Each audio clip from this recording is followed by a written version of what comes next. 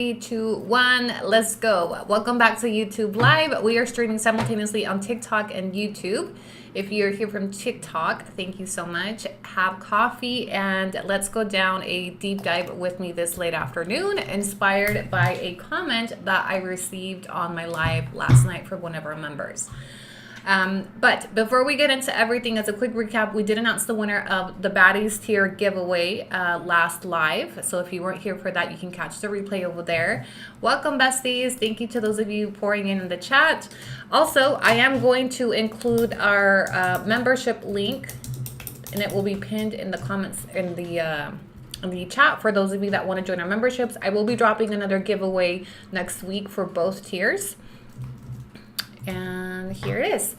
No update yet on the police report. Remember that they asked for an additional 5 days. So I promise you guys, as soon as I have the police report, I'll drop what I'm doing and we'll go on a live. But it's not today. So spoiler alert, it's not that. But what I am going to do, we are actually going to be taking a tour of Candace's town. On previous videos, I've tried to be very careful to block out certain names for the sake of her privacy, but there was a comment that inspired this that I feel like her need for privacy no longer outweighs public interest when it comes to the town that she lives in. Okay, so let me get right into it. I received a comment from one of our members just last night on this that says, "Hello, I see you on YouTube. I just moved to Puebla. I can't afford your membership, but my grandmother lives in that town where Candace lives. A lot are saying she's very disrespectful to the town history of generations." Why did this catch my attention? Because I have been saying this from the beginning. I would love to know what the locals actually feel about her presence in their town. Especially now that we have gone through and kind of done a little tour. We've seen the size of the house. We've seen a lot of little things. And so, yes, I want to know more about this.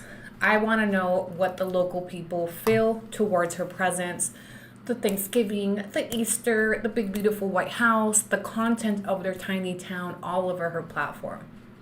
So I don't know if that bestie's in here, but this turned on a little light bulb for me.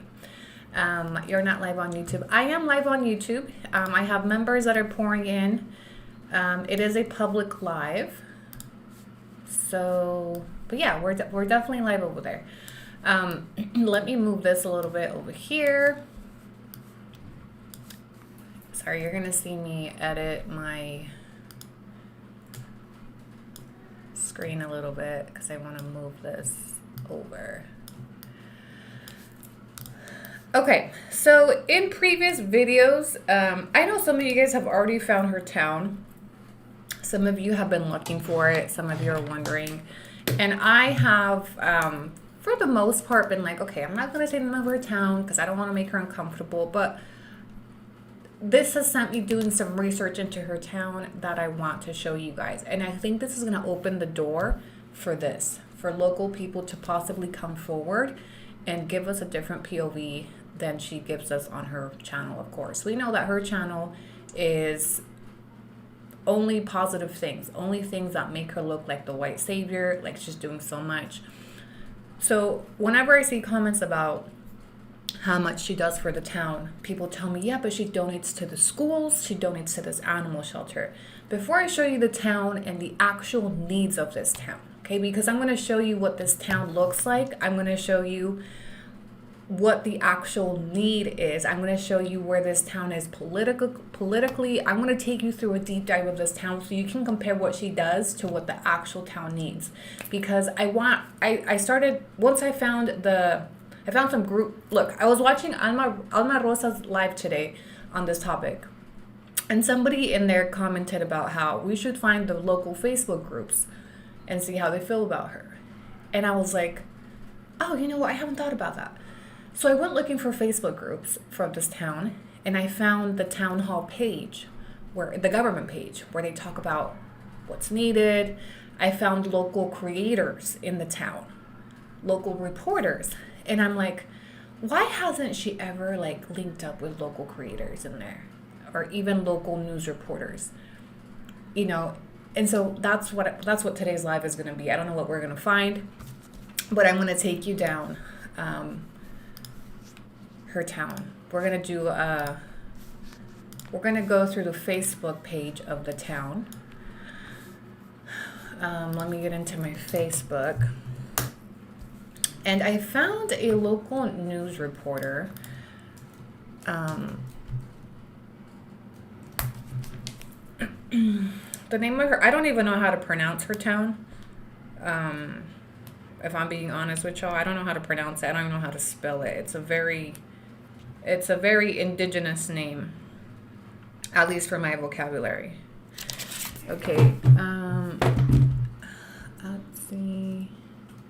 Atzitzintla, Puebla. Okay, so let me put this up here so y'all can see.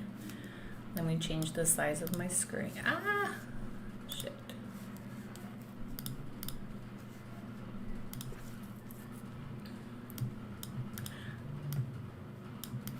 Granny click. So you're just gonna be on this. This here that you see now is just my Facebook page, okay? The name of her town, no sé cómo pronunciarla. I don't know how to pronounce it. I don't want to slaughter it, but I don't know how to pronounce it. Atzitzintla, I don't know. How do you pronounce it? It's in the middle of nowhere, and it's very underdeveloped, okay? So I'm going to take you to the town page. Atzitzintla? No sé. I know I'm mispronouncing it. Let me actually go to the Facebook page of the reporter that I found that was saying it right. Hold on.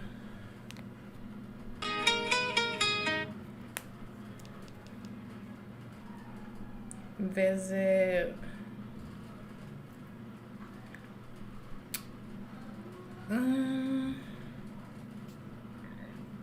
Radio Digital.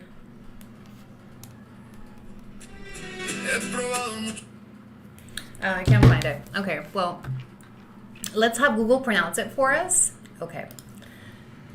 How to look, I even have to get help with spelling it. I have to look at Atzizintle.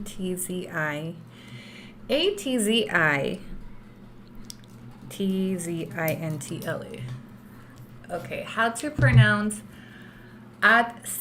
Atzitzintla? Atzitzintla. Okay. Pronouncenames.com. Atzitzintla. Atzitzintla. Okay, Candace, did you struggle? Maybe part of the reason why she doesn't say it's because she can't fucking say it either. Atzitzintla? Okay, the A-town. She's in A-town, okay? Okay, so this is, I wanted to show you guys the government page. Okay, Atzitzintla, Gobierno Municipal, okay? This is Town Hall. And I wanted to show you guys this page so you can see la necesidad del pueblo in comparison to what she's done. What you guys say she does so much for this tiny little town. And it made me wonder, like, why has she never used her platform for any local need? She's not, and I'm not saying she needs to get into politics, right? But for those of you that are always like, hey, she does so much for her town. She employs people, blah, blah, blah, blah, blah. When I was going through the page today and I was seeing like the government help that's been given to some of the community and stuff like that, I was like, I wonder why she's never done anything for her local community with her platform. Besides the animal shelter and the kindergarten, can you guys tell me of anything else in the town that she has done, that she's taken on as a community service project? In particular, there was a post I saw, and let me just go through the post with you, okay? So this is the government page. You know, they have a lot of posts of Holy Week, you know, security. This building right here, as you can see, is Town Hall. And, okay, maybe it looks bigger in this picture than her house. Okay. We're going down. Looks like they have some sports centers, el campo de fútbol, right? Never seen her mention it, never seen her do any activities, never seen her take her kids there either. You know, nada, no mention of this at all.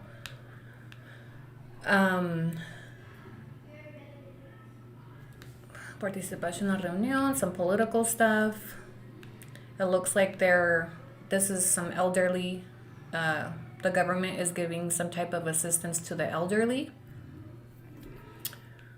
Okay, over here, this program caught my attention. The government of her town has been promoting a program to reunite families that have been across the border for some time. Okay. Now, why would this llamarme la atención, right? Because this is very much in line with her story of like keeping families together, right? So I'm just going to read it to you in Spanish. Some of you may not understand. I'll summarize in English after, okay?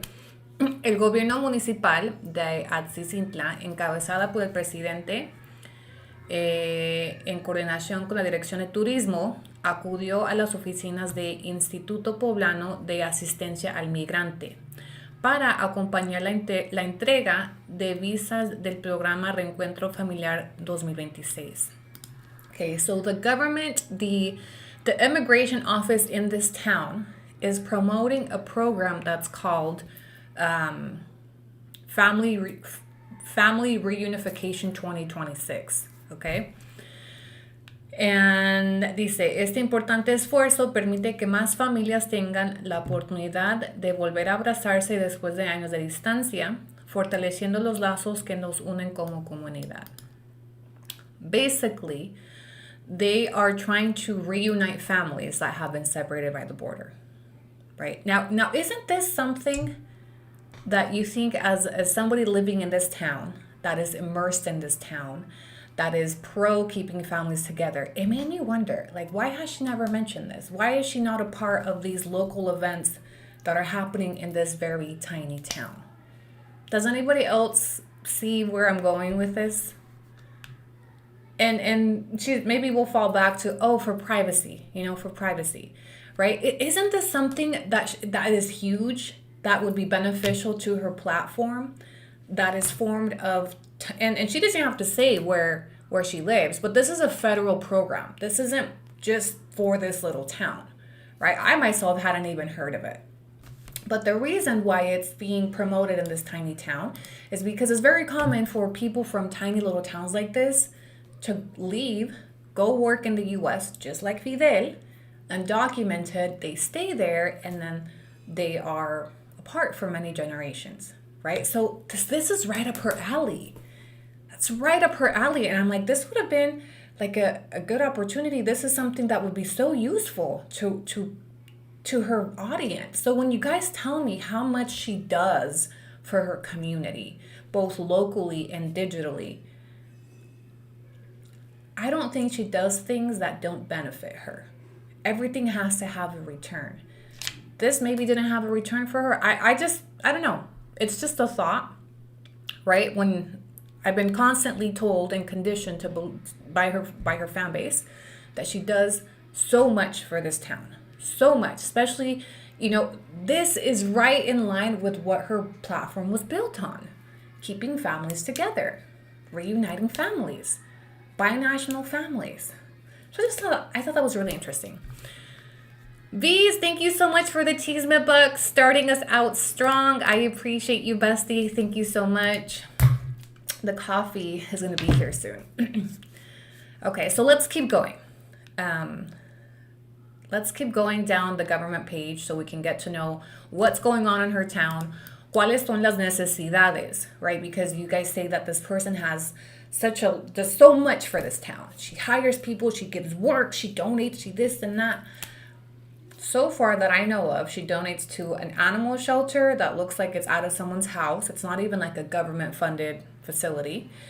And she volunteers her time to teach English, which is colonization and Easter classes and shit at the kindergarten, and she donates some supplies. Am I missing anything? And please feel free to drop it in. I really do want to know, because I haven't watched her content consistently. So if I'm missing something that people say that she does, please drop it into the chat so we can kind of compare it to what we're seeing as we go down this tour of the town. Okay.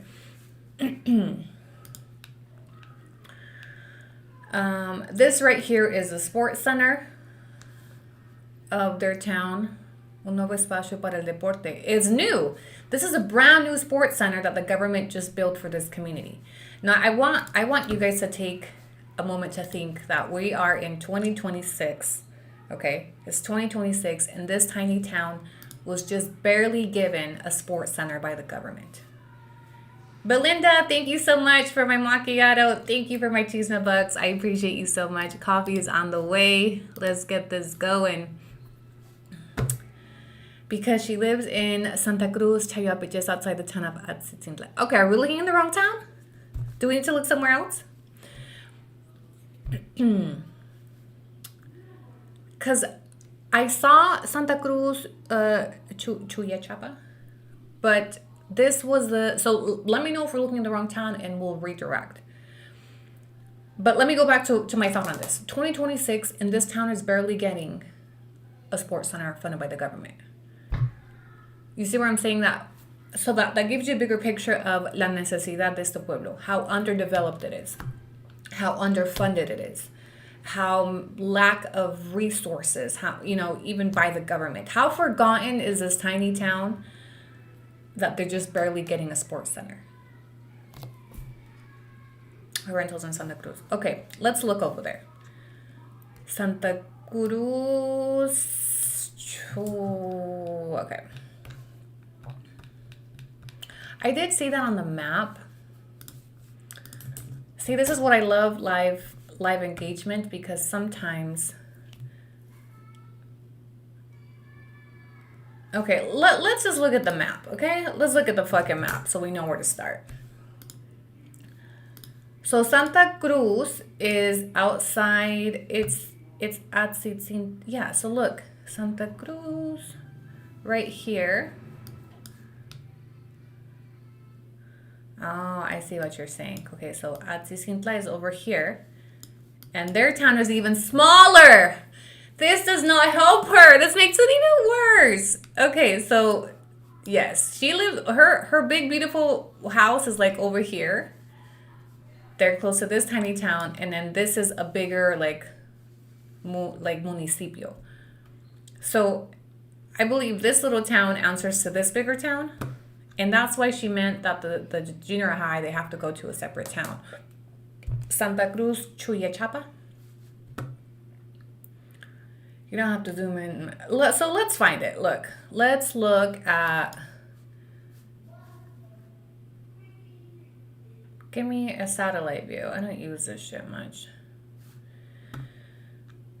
Somebody found Mr. Fergie?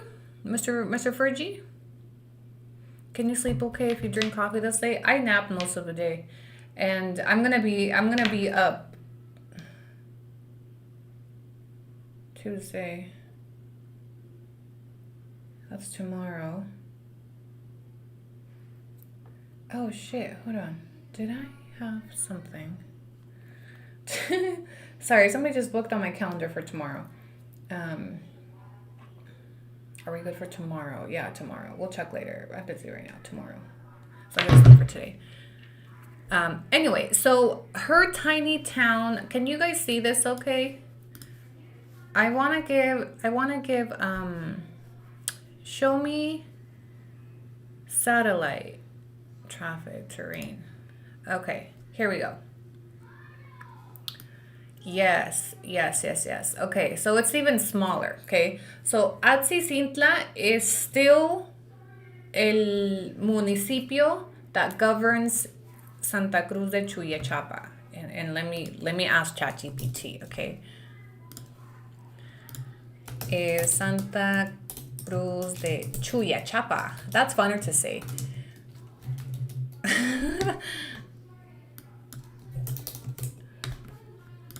Chuyachapa.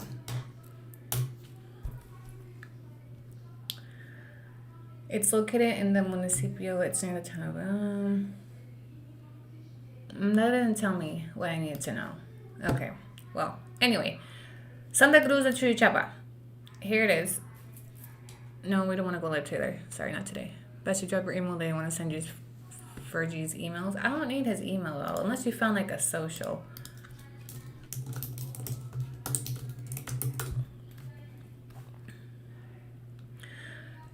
So her house is so goddamn big. The big beautiful White House is so goddamn big you could actually see it, and I'm pretty sure this is it right here where my mouse is right here.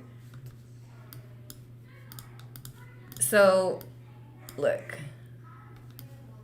Yep. The big beautiful White House. Can you spot it? Right here. No, and it's no wonder the bestie was able to find it so quickly, because it's a sore white spot aerially. You can see that shit from space. Remember when I used to joke that you could see Dubai from when you fly into the fucking airport in Well, never mind Dubai. The big beautiful White House in Puebla can be seen from the fucking from the astronauts. Atzitzintla has population 3524. Santa Cruz de Chuyachapa. A ver.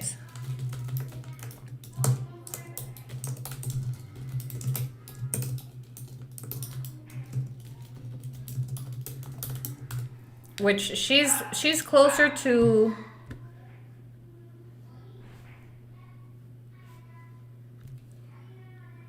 A ver. Do a Google search for me real quick. Confirm the population. Where did I get 500? Anyway, so here we are. Okay, so I was looking at the town page of the A town over here, because that's more that I feel like that's still probably where they go for for some resources. If we're looking into Santa Cruz de Chuyachapa, all right, let's see if we find them on Facebook.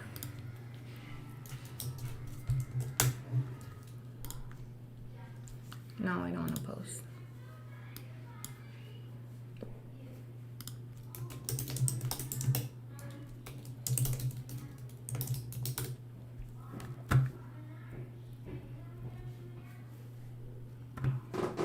Come in. I don't even think they have a Facebook group.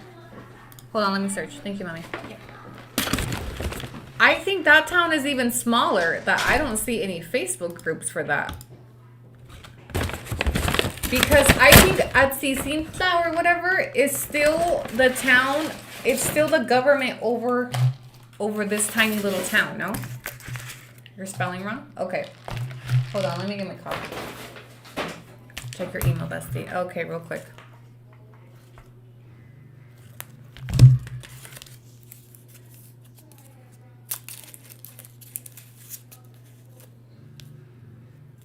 But where is he?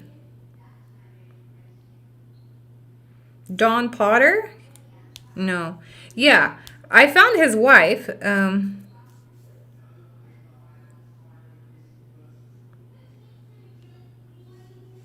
think the guy in the black is Ferguson. Okay, we'll swing back to that, bestie. Population says 509. See, that's where I got it from. Hold on. I don't think people know how to use technology in that tiny town. Okay, can we come back to that? Can we come back to Ferguson in a minute? First, I want to finish the town deep dive. So, somebody said I spelled it wrong. Chuyachapa. Oh, I said Chuyachapa. That one was funner to say. Okay, Chuyachapa. Let me look and see what I find. Cuyacapan. No, so when I search that, for that, it comes back up to Atzitzintla. So I feel like Atzitzintla is like the bigger branch of... It's kind of like, if I compare it to Puerto Vallarta, like Puerto Vallarta is like the central town, and then we have little towns outside of it governed by Vallarta. That's how I'm interpreting it. And feel free to correct me if I'm wrong. And this is why I like doing this stuff live, so we can kind of piece it together. I don't see look up de todo or compra y venta or Semana Santa time. Yeah, so Santa Cruz de Cuyachapa didn't bring up anything. Oh, and look, here you go. So this is from El Gobierno de Atzitzintla, and this is in Santa Cruz, Cuyachapa, La Esperanza se renueva. So they're doing some government work in that little town. So this Atzitzintla is the governing town over Santa Cruz de Cuyachapa. Yes, that little town is governed by this one. Are we all on the same page? Es el municipio. So it's almost like that town, Atzitzintla or Cuyachapa is like an extension of Atzitzintla. Does that make sense? So, right. So that town is so small, they don't even have their own government Facebook page. Santa Cruz. Anyway, so are we okay to go back to Atzitzintla? Because I wanted to keep showing you guys what it looks like, what the social need is, what the infrastructure looks like, what donations it could possibly need, right? And so can we go back? I found a group with 27 people. Mira. Santa Cruz y sus alrededores. So there might be some private Facebook groups, but the reason why I'm looking for them is I was looking for the government page. I wanted to show you guys the government page. Hay muchos pueblos así en México muy pequeños. So yeah, I think it's even worse. It's even worse that she's over here because it's tiny. All right, let's see what Google Map tells us. View details of Santa Cruz, Cuyachapa.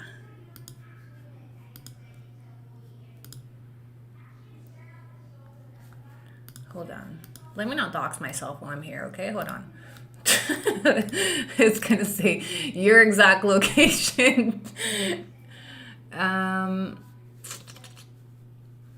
this. Santa Cruz.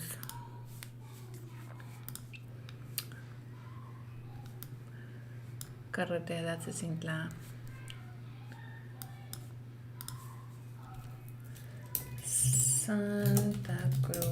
Santa Cruz de Cuyachapa population.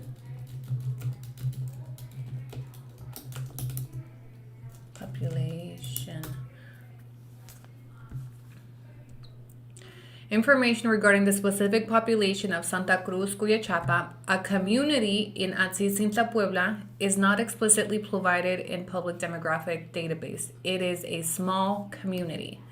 That is what Google searched. It's so small, there's not even any stats for it. But I swear I saw 500 somewhere. Okay. It's located within the municipio de Atzitzintla. It's recognized for communal activities such as paving projects, and it's managed by Atzitzintla municipal government. Search limitations. Data on small rural communities like this often require a local census record rather than national overviews. Okay. It's so fucking small, there's not even any actual numbers. Okay. Like it's tiny. It's tiny. Okay, it's so tiny you can see Candace's house. it's so tiny, Candace's house stands out from the fucking aerial view. When you look up the town stuff about neighborhood town, where the first looking at comes up. Okay. So anyway, back to the Facebook page. I wanted to show you what Atzitzintla, what that government is, what the need is, right? And we were just talking about, we went on a tangent because we were trying to confirm we were on the right town, but we're on the right town. We're on the right town. This small town governs the even tinier town that they live in. Okay. So we were talking about how they just barely received a sports center from the government, right? We're looking at some Facebook posts of government aid being rendered to the elderly. We're looking at the government's announcement of the brand new sports center that they just gave this tiny town. And we're looking at some political posts.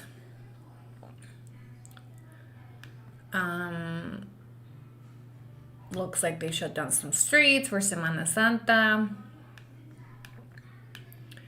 And then we were talking about, oh look, fortaleciendo educación. Oh, something that stood out to me is that the schools received a donation of paint. And that caught my eye. Hold on, let me find that post. Right here, right here. Impulsando el campo. They're talking about some infrastructure, renovations to the roads. Okay. Look, you'd see the roads. Why am I showing you this? So you can see how underdeveloped even this town is. And mind you, this town is in better shape than the little town that they live in, probably 10 minutes out. No, the paint that was donated was not Burr. Okay, let me get to the point. Let me get to that post of the... So look, they're doing some restorations on the streets. This is Town Hall. This is the government building that we were comparing to the size of her house. Security posts. Look, they're giving some classes of haircuts, corte y peinado. So it looks like they're trying to give like some social skills, some more work on the roads.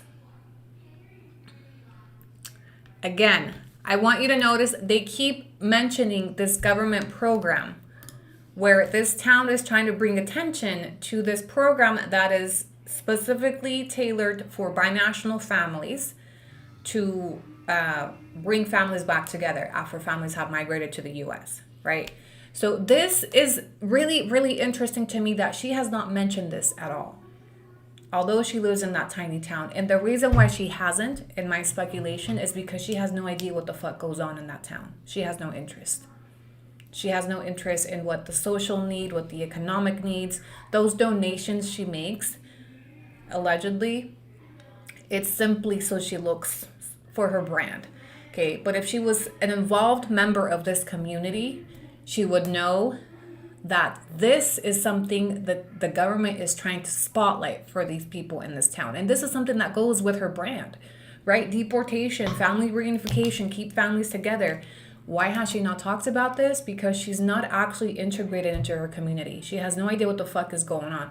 She doesn't even need to share that it's for her town. This particular post is for Puebla.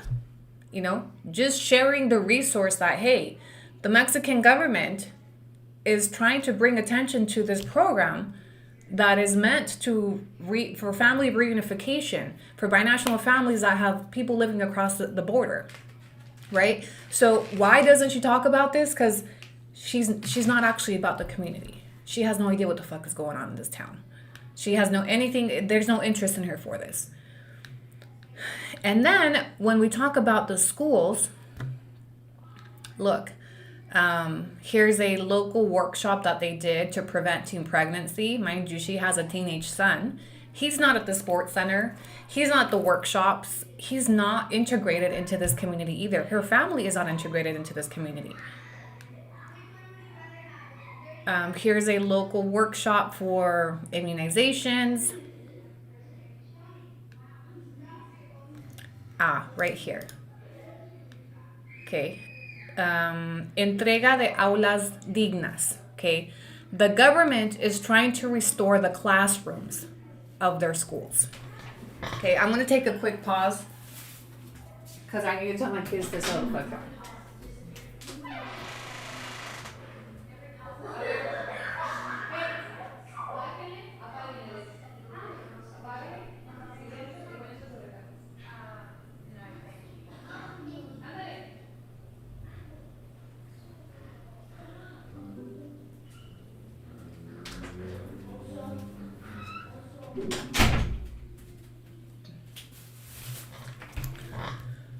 Okay, where was I?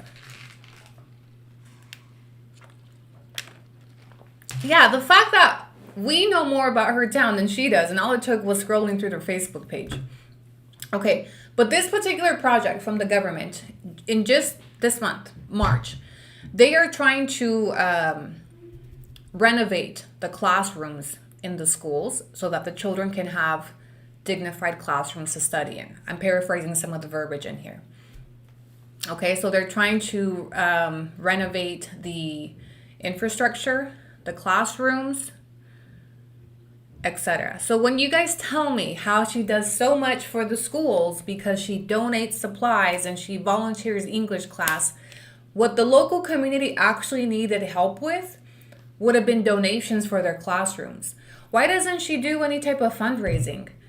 Why doesn't she do, you see what I'm saying? So here you can see that they've been stripping the classrooms down, repainting them so that the children can have decent classrooms to study in. Why is this not of interest to her if these are the schools that her kids would eventually be going to? Is it because they don't go there yet? Right? So when you guys tell me how she donates to the kindergarten because her son goes there, but no interest for the rest of the community. Do you see where I'm saying that only things that have a return for her and her family? Otherwise, let's do a quick, hey, let's do a wish list for paint. Maybe, just maybe, she could get some fucking sponsors to paint, to sponsor the paint for the schools instead of her fucking house. Right? Like, there's just so many ideas that come to mind that her platform would have been able to bridge some resources for this particular project if she was an involved member, right? For as quick as she's been able to get sponsors for her house, for material, for stolen tools, for stolen trucks, do you think she would have been able to bridge some of those resources for her community for perhaps the paint? But no mention of that. No mention at all. And there's a specific post I saw here where they received paint, where they specifically were trying to get paint for the classrooms. Here is animal. Okay, this one. This was a free spaying clinic for dogs.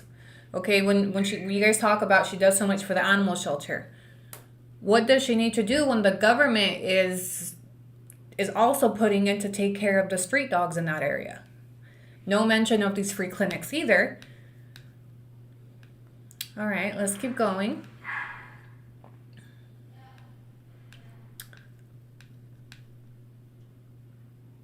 Forest fires. No mention of the forest fires. No mention of anything going on in her community. Another workshop, another government-funded sterilization clinic for stray dogs and cats.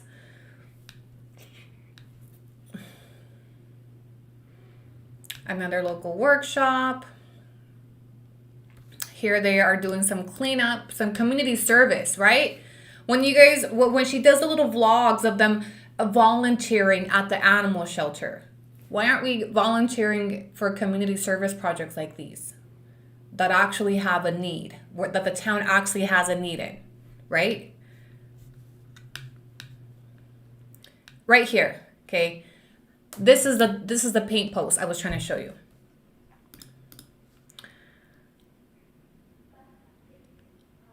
So this was let me read through. Entrega de pintura a instituciones de CONAFE en comunidades del municipio. El gobierno municipal, encabezado por el presidente, bla, bla, bla, realizó la entrega formal de pintura para diversas instituciones educativas de nuestras comunidades rurales. Okay? So the government just donated, or gave, not donated because it's taxpayer money, but the government gave paint to several educational institutions within the rural area of their communities. Paint. They were in need of paint. Okay? Candace is building a mansion.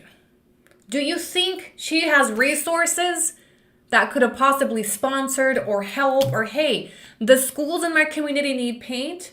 Let me do A, B, C, or D. No mention of it. But hey, she does so much because she donates school supplies.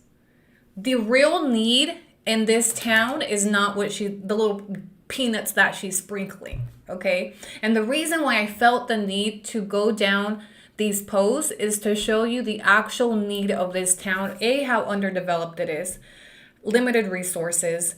There is a need for things like fixing up the kids' classrooms. That's right up her fucking alley when she's building a fucking house for 5 years. You mean to tell me you could buy Burr paint for your mansion, but you couldn't get a sponsor for a couple classrooms in that community? You see what I'm saying? When you guys talk about, or when her fan base talks about how much she does for the community, does she really though? Does she really do so much for her community in comparison to what the need is there? Stop giving her ideas. I'm happy to. Because maybe then she'll do fucking something for the community instead of just take. The tiles, all that money she just spent, the same way she was able to get on here and cry and get sponsors for her stolen tools is the same strategy she could have used to help her community with something. Okay? And the reason why I'm bringing this up also is I used to do this type of stuff on my platform. So I can tell you how easy it is to lend a hand, to bridge a little bit from your platform to something in the community. I'm not going to go down GRC and everything that we did, but I can tell you that it is at the reach of our fingertips as content creators with a huge audience in the United States. Okay, if I was to go to a school right now in a rural part of Vallarta and drop a vlog of like, hey, these kids are in classrooms that are not in good condition. They need AC units. They need supplies. They need some paint. Do you know how fucking fast my platform would move to get whatever it is that was needed? Especially because her content focuses on that rural little town. You see what I'm saying? So when you guys tell me she does so much, no, she fucking doesn't. If it doesn't have a return for her. And what is the return for her when she's donating the fucking supplies? Her brand. The return is her image. Okay, if I give this disclosure that all the money from this video is going to the animal shelter, I didn't let them pay me for the English classes, I'm gonna donate supplies to the kinder. Why? Because that's beneficial to my brand. So then my fan base is gonna go talk about how much she does for the community. Now that we've seen a look at what this town is currently, what the current need is, and this is just a couple months, okay? Imagine if we went down the line of the last 10 fucking years she's been living and exploiting that town, and if we compared it to what she was doing on her platform, how much would we find? Okay, so we need to throw out that whole she doesn't do shit. She doesn't do shit for that town. And there's a reason why people from that town, like this comment that was left just yesterday, grandparents of people on my platform have said that a lot of the local people are saying she's disrespectful to the town history of generations. And this is what I've been hinting at. I don't think the local people receive her as well as you guys think. I don't think they go around saying she does so much for us. Okay, you know who's saying that she does so much for the town is Mexican Americans or Americans consuming her content from inside the United States. That's her fan base. That's her audience. That's who's in the comment section saying how much she does and how she's such a that her presence alone is saving this town. Not the locals. Look at what the locals are doing. Look at the need of the local community. What has she done with her platform for this current need? Nothing. Nothing.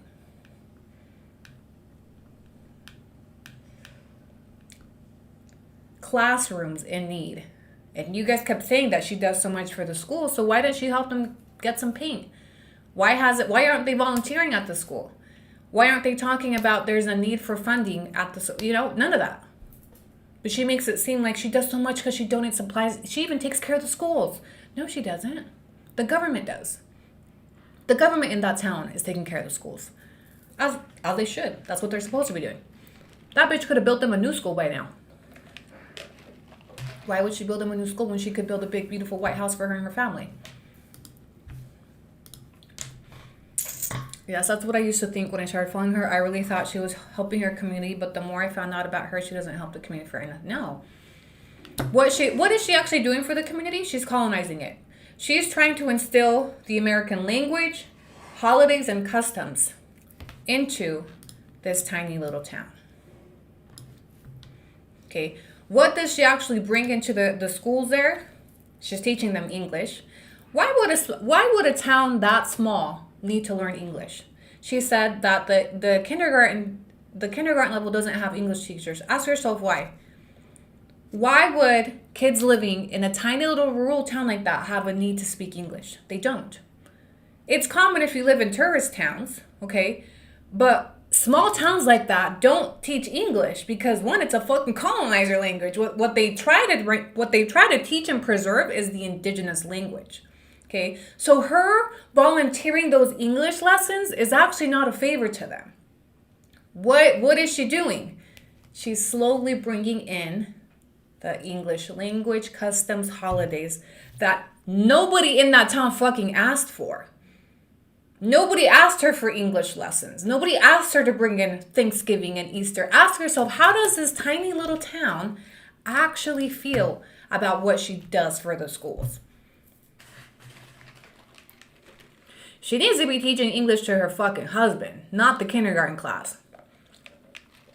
There's a reason why that kindergarten doesn't have a budget for an English teacher, because it's not part of the curriculum. Okay? Small indigenous towns like that don't give a fuck to learn English because what are they going to do with English in that town? Nothing. Okay? Unless they're going to go live in fucking Vallarta or Cancun, or if you were living in one of those areas, then it's common for English to be part of the curriculum. Not in those towns. There's a reason they're not part of the curriculum in those towns. So by her bringing it, she thinks she's doing them a favor. She's displacing them is what she's doing. Those kids don't need to be learning fucking English right now. If they wanted to learn English, those parents would probably move to a bigger city where they can use the English for something. But nobody in there probably the majority of people in there don't fucking speak English. There's no tourism there. There's no need for English. The only need for English in that community is her house and her family. That's it. Nobody there needs to speak English. Look at the town. Does it look like they have a need for an American English teacher in their kindergarten class? Does it look like they don't have a budget to pay 100 pesos an hour, if that? No, they have other priorities. They have other needs, like infrastructure, like redoing the classrooms, like community centers, like vaccination workshops. Those are the needs of the town, not her. And the way that she's painted it in her fucking her content is that like she's doing them a favor. Oh, I'm not even charging them. I would never charge them. She portrays it like she's doing this town a favor by bringing in the English. Bestie, thank you so much for the galaxy. It's not a favor. It's a disservice she's doing to this town by fucking colonizing it little by little.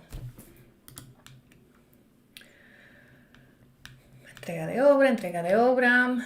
Security. Look, perfect opportunity, to fucking volunteer. It looks like this is a small knit community.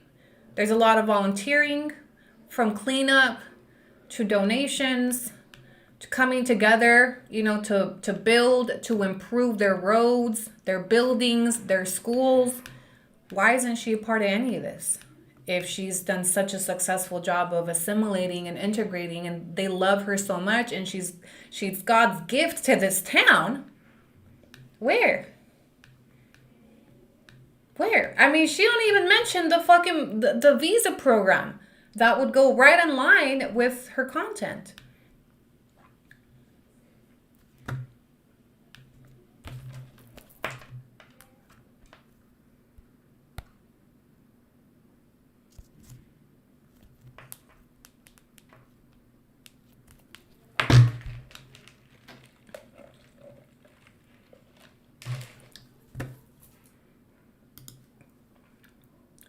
This is bad. Buenos días, I just dropped by to get my chisme fix. Hi, Pollo Feliz. Welcome.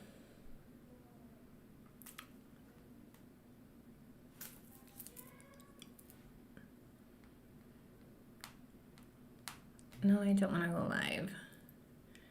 She's even on the church Facebook page.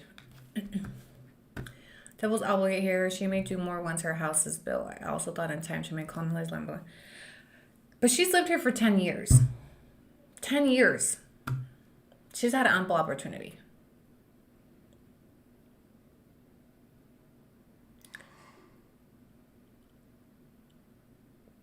Your channel was actually just recommended. Are you the girl that got deported and is now being a baddie studying law? Yes, that's me. Welcome. Obviously, I don't expect her to jump in as a politician, but I just, it caught my attention. Look, cuidar a nuestros adultos mayores. There's a lot of need in that town, is what I'm trying to show you. And mind you, this is in Atzitzintla. This is the bigger town that governs the even smaller town she lives in. Okay? So imagine the type of shit going on over here. They got a church and a school and a store. That's all there is. Kindergarten, the church, and a little tienda. That's all I see in this tiny little town. Ask yourself la necesidad que han de tener ahí. If she's been donating to the animal shelter for years, let's give a benefit for she's donated more to the animals in that town than the people, than the schools, than the kids.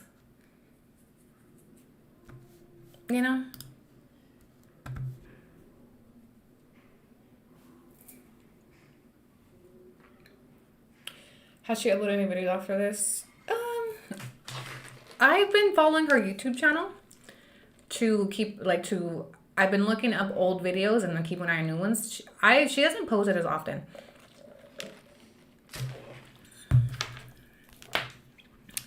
A ver, Bestie, where did you...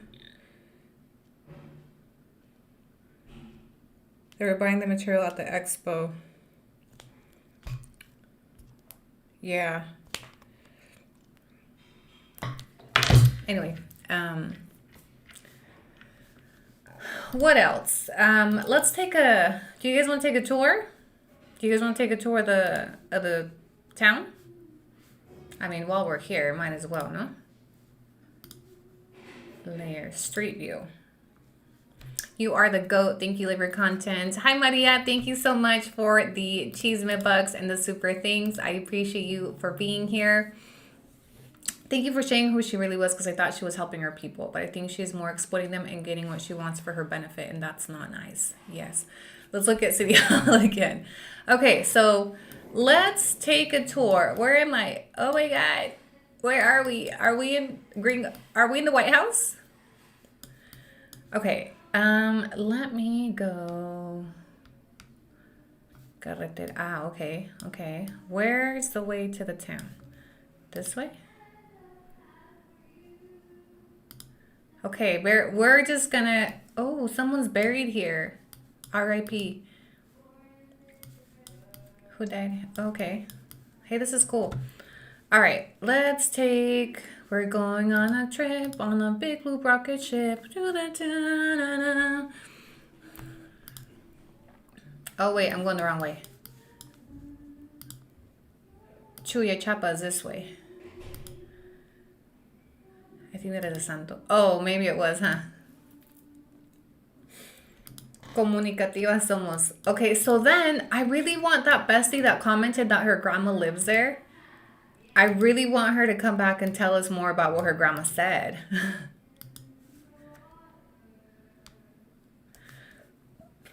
Candace? No? Okay. All right, we're going into town. So this gives you an idea of how far it is. Okay, we are officially in Santa Cruz de Cuyachapa. Is that Fidel's truck? Could be.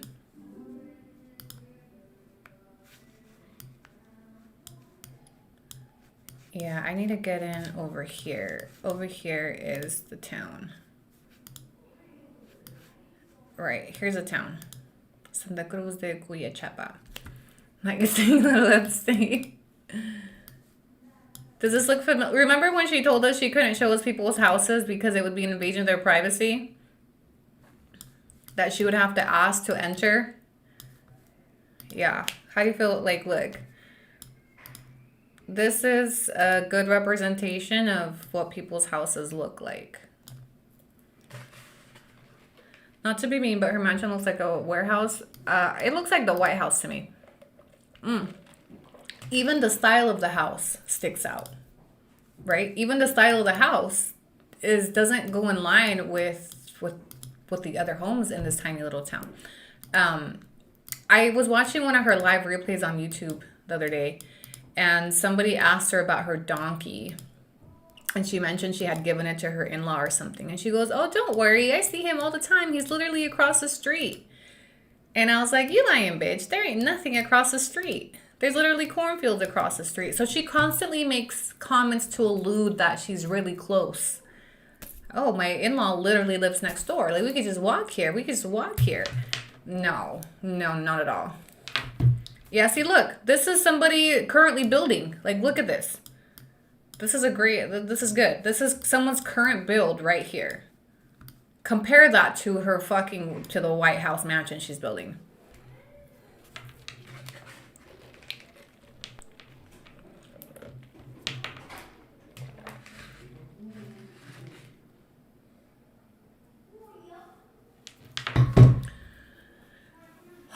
In a small town, everyone gets assigned volunteer jobs because they don't have enough resources. That is why we see Fidel volunteering in the roads. Hey, I didn't know that. I've never lived in a town this small. So some of these things are also learning for me. Are these updated Google Maps? This is from June 2025. Okay, you could see it right here. If you zoom in, June 2025, so just last year. So maybe they're done by now. We'll have to swing by when the 2026 pictures drop. Oh, no, we're leaving the town now. This shit is tiny, tiny, tiny.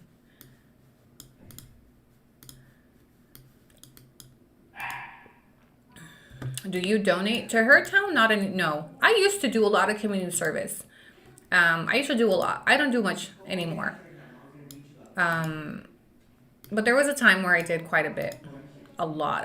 And it was fun, but it was very exhausting. And when that put an X on my back, and it did, is when I decided that it was not worth the safety of my family. And Candace was part of that as well. But there was a time where I was very active in my community, thousands of dollars of donations, and it really just turned into something ugly. And I stepped away for the safety of my family, and it was not worth the return. I wasn't expecting a positive return, but when it became a negative return, then that's when I decided it's no longer worth it. Like, there's no need for me to put myself out here, my kids out here, to be targeted this way, to be accused of fraud, to be accused of this, that I was like, I'm out, you know? And there are still some things that I've done. If you still follow the GRC page on Insta, you'll see some things that I've done here and there, donations out of my own pocket, but I haven't blasted them everywhere. I'm still very much in touch with the club, periodically do things for them, but it's not a focal part of my content anymore. I do still get in my community. I was, when the fires erupted in Mexico or in Vallarta, I was out covering as much as I could. I linked up with local businesses when Gabby's restaurant needed help. So I can confidently say that I have used my platform multiple times to bridge resources to my neighbors, to my local community, to schools. I mean, all sorts of things. One of my scholarship applications, in fact, I had to submit character letters, reference letters, and one of them was from an organization here in Vallarta. The difference is that you don't see me constantly put it in your face in my content. You don't see me give a disclosure at the beginning of my YouTube videos that I'm donating this money to this organization. I don't do that. But I'm very much all up in my community. Very much. Very much know what's going on. Very much help where I can, when I can, with my bandwidth. But do you ever see people saying, Annie does so much for her community? Do you ever, and this is a good, I like to compare this all the time because how many times have you seen in the comment section, Candace does so much for her community. Candace does it because she's a white woman sprinkling peanuts, right? But me, a Mexican national that has done various things bigger, on bigger scales, I've never been clapped for it. And I don't need to. But the reason why I'm comparing it is so you see the difference in how people respond. Okay, you don't ever see people saying, oh, Annie does so much. In fact, people downplay what I do. People don't give me credit for what I do. People refuse to acknowledge what I do for my community and how I've given back. In fact, they'll accuse me of fraud. Oh, she's just doing this. Oh, she's just doing that. So notice the difference. Candace, sprinkling peanuts. Okay, donating some supplies here. When I was an English teacher and I was pretty much volunteering my time, nobody clapped for me. When I donated school supplies, nobody, and I don't want to say nobody, but you don't hear people dragging that shit out. Like, that's my whole identity. Like, Annie's so good for this. Annie's it. Because it's all in the presentation. I don't emphasize it. So a lot of people have forgotten or maybe don't really pay attention, but because I don't make it a focal point to constantly put it in an audience's face that this is what I do. I'm doing this for my community. I'm donating here. I'm going here. I'm going here. When you're actually doing it to help, you don't need it to brand yourself with it. Does that make sense? Miss Weiler 89, thank you so much for the Cheesemate bucks. I appreciate it.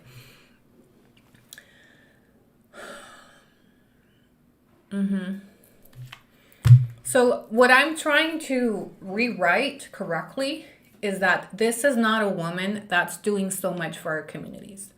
This is very much a woman that is exploiting the community in that rural town. This is very much a woman that strategically does things for her brand, but everything has to have a return. And if it doesn't have a return, oh, look, here's another build. Where did it just go? Look, a very humble little build right here. Can you guys see that? Oh no, sorry. Let me move it. Right there. That's the average build in that area. She hasn't wanted to show you that. When people have asked her to show can you show us other houses in the area? Oh no, not for their privacy. She didn't want to show you because she didn't want you to compare their humble little build to theirs.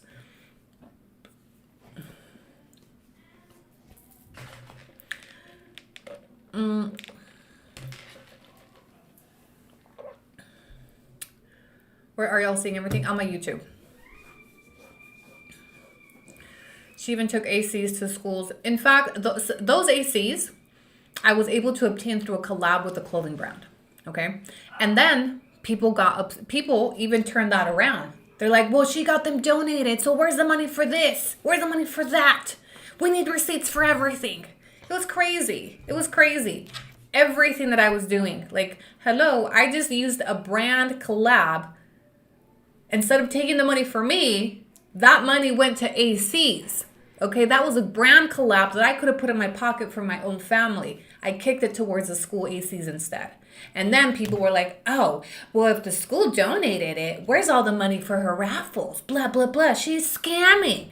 Oh my God, when I bought the shoes, I bought them at a local store to put money back into a local business. Oh my God, she got them the cheap shit. Oh my God, with all that money, she could have got them something nice like Nikes. No, I couldn't win. That I was like, you're signing up for the local Mexican community. Hi, bestie. Thank you so much for the Cheesemate bucks and your super thanks. So nobody's ever questioned her proof of service. Nobody's ever questioned, hey, how much money did you make off this YouTube video for the shelter? Let me see you donate it. What did you get? Nobody's ever questioned the years of donations that she has allegedly been making to this animal shelter, and the animal shelter still looks like someone's fucking house. What donations? Where? It's about time we start questioning where are the thousands of dollars of donations. Where is everything she's doing for this tiny little town? Where is it? It's not on the town page.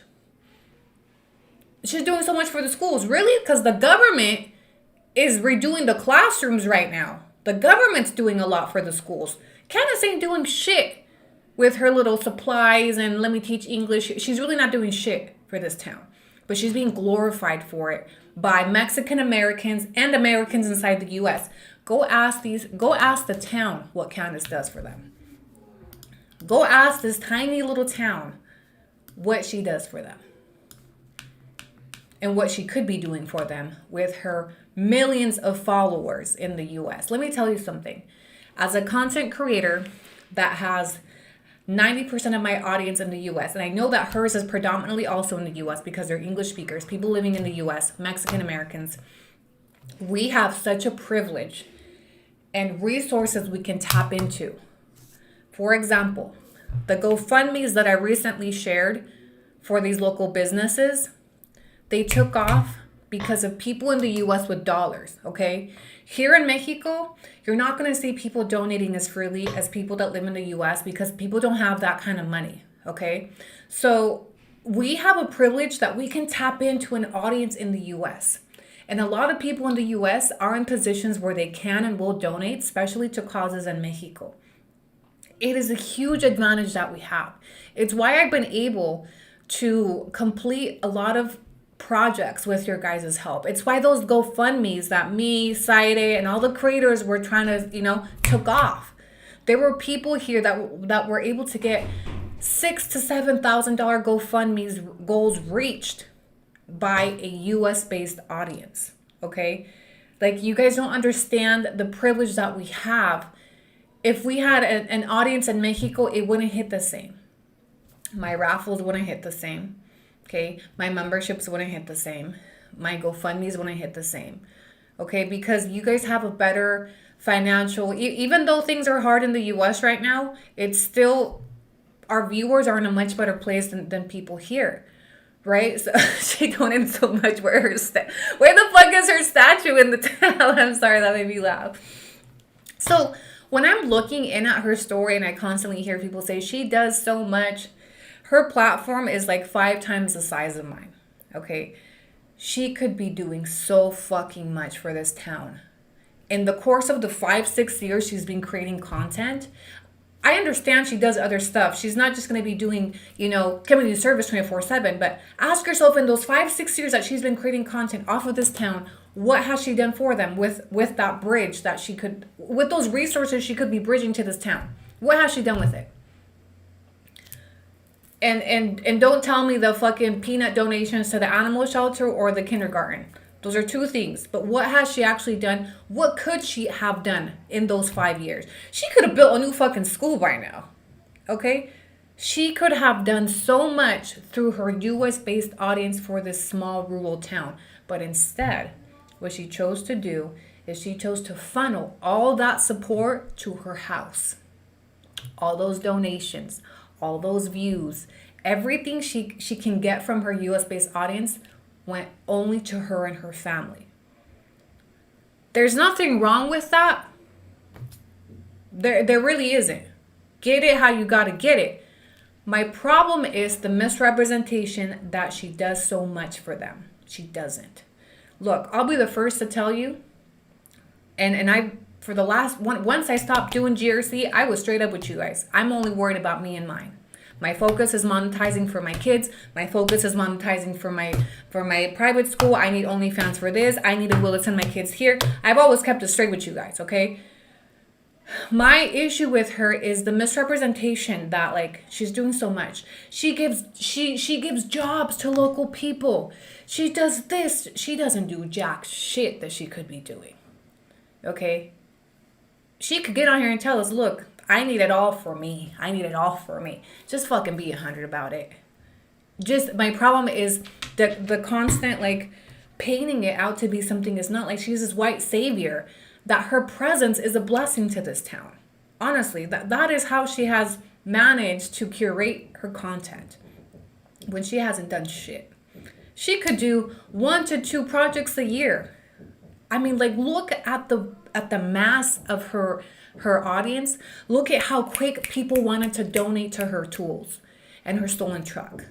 Think about how many monthly donations she received for years, because she had Cash App and Venmo in the bio of her videos on her home build for years. She took them down when I called her out recently. Okay? All that went to that house. Me, me, me, me, me, me, me. Okay. So stop getting on here and conditioning your audience to tell people that you've done so much for this town, that you give back so much. That, oh, she employs local people. Well, how much does she pay him in comparison to what she makes off of those vlogs?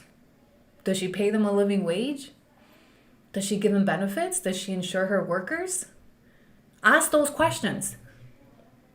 Is she insuring her workers? Do they have benefits? Do you have permits? And those permits should give them access to government insurance? Or are you paying them cash under the table? The same way they do to us in the US. Nobody asks these questions. They're just like, oh, she gives jobs to local workers. She creates employment for them. Ask these questions. And you don't ask them because the majority of people are Americans or Mexican Americans in the US that have no idea how this fucking works. I can tell you because when I hired my unionist, I also didn't know what the fuck I was doing. All right? And by not having city permits, I didn't have insurance on my workers. And that wasn't something that I did willingly to cheat them. But when the city came and they told me A, B, C, and D, I was like, oh, damn. Why didn't I work like that? I took care of my workers regardless. I paid for their living expenses. I paid for doctor visits. I took care of my work. Ask Enrique how well I took care of him for those years that he worked for me. And I'm not trying to compare, but my point is, when we're constantly gassing her up for creating employment for locals, what type? How much are you paying them? Are you insuring them? You know, all these questions that you should ask, because then that would be a meaningful contribution. But we're so quick to say, she does this, she does this, she does, without even fucking knowing if she's actually doing it. You see what I'm saying? Instead, she bought a new car, a new motorcycle for the husband. She paid for Carlos's Airbnb, took Carlos and his family to the fucking zoo. She's sponsoring everybody but the fucking town. Everybody's, you know, ask herself why she's gifting all these small creators, sponsoring everybody but the town. Oh, so you have money to send gifts to all these random aspiring creators to put them in your pocket, but you don't have some money to donate for fucking paint for the classrooms? Or run a fundraiser for the classrooms? Oh, you got money to house Carlos's family and bring his family down for your YouTube collab, but you don't got money for this? You see what I'm saying? Compare the need of the town to what she does and what she's actually sponsoring and donating to. Exactly. She gives the workers Christmas gifts and makes sure to monetize, so basically the gifts are free. I do the same shit when I go to La Comer. If I make a vlog of me going to La Comer, that money is a discount of what I'm paying for my groceries. Right? So if I go make a vlog about what I'm doing, if I'm gifting a gift, if I'm sending this to a creator, if I'm sending this to the worker, and I make a video about it, I'm going to monetize, I'm going to get some of that money back, if not all of it. So is it really a gift? Or is there a return for me? And most of the time, she's making a profit off of those videos. It's going to cover the cost of the gift.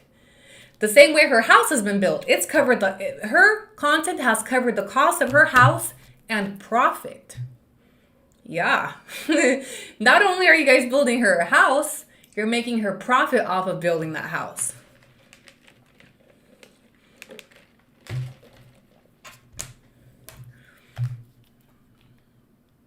It's a write-off.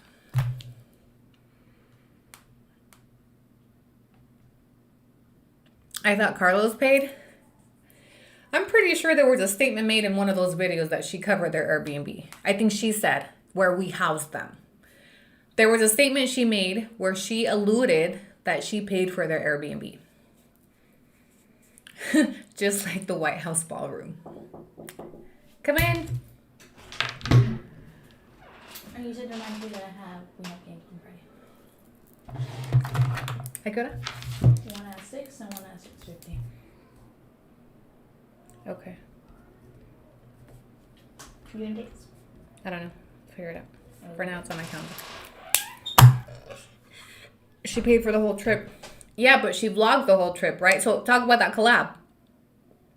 All those videos, she made that money back, probably and some. Between the YouTube vlog, the TikTok vlog, and who knows what else. that money made its way back and some. So when you guys talk about, oh, she does so much, she even did a collab with these, she makes money off of it. She makes a profit. There's an interest for her in collaborating with these smaller creators. There's an interest for her in gifting these smaller creators. There's an interest for her in gifting the workers a Christmas gift. There's a financial return. Everything, unfortunately, because her whole life is content, everything is a transaction. If you vlog everything, and something that caught my eye in one of her most recent vlogs, actually, let me show you this. Let me show you this real quick. We're going to do a replay of one of her lives on YouTube. She doesn't do a lot of lives, but the ones that she does do are interesting. And I like to watch the lives because you can see the way that she reacts live to some of the questions.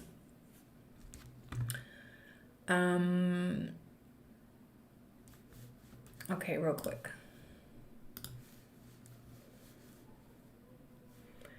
Where is Mary?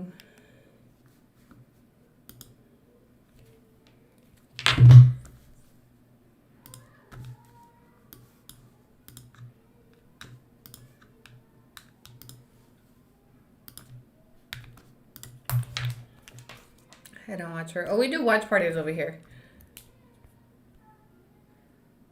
28, 26. In this particular video, she references something that I found really interesting about collaborating with other people. And oh shit, hold on. Hold on.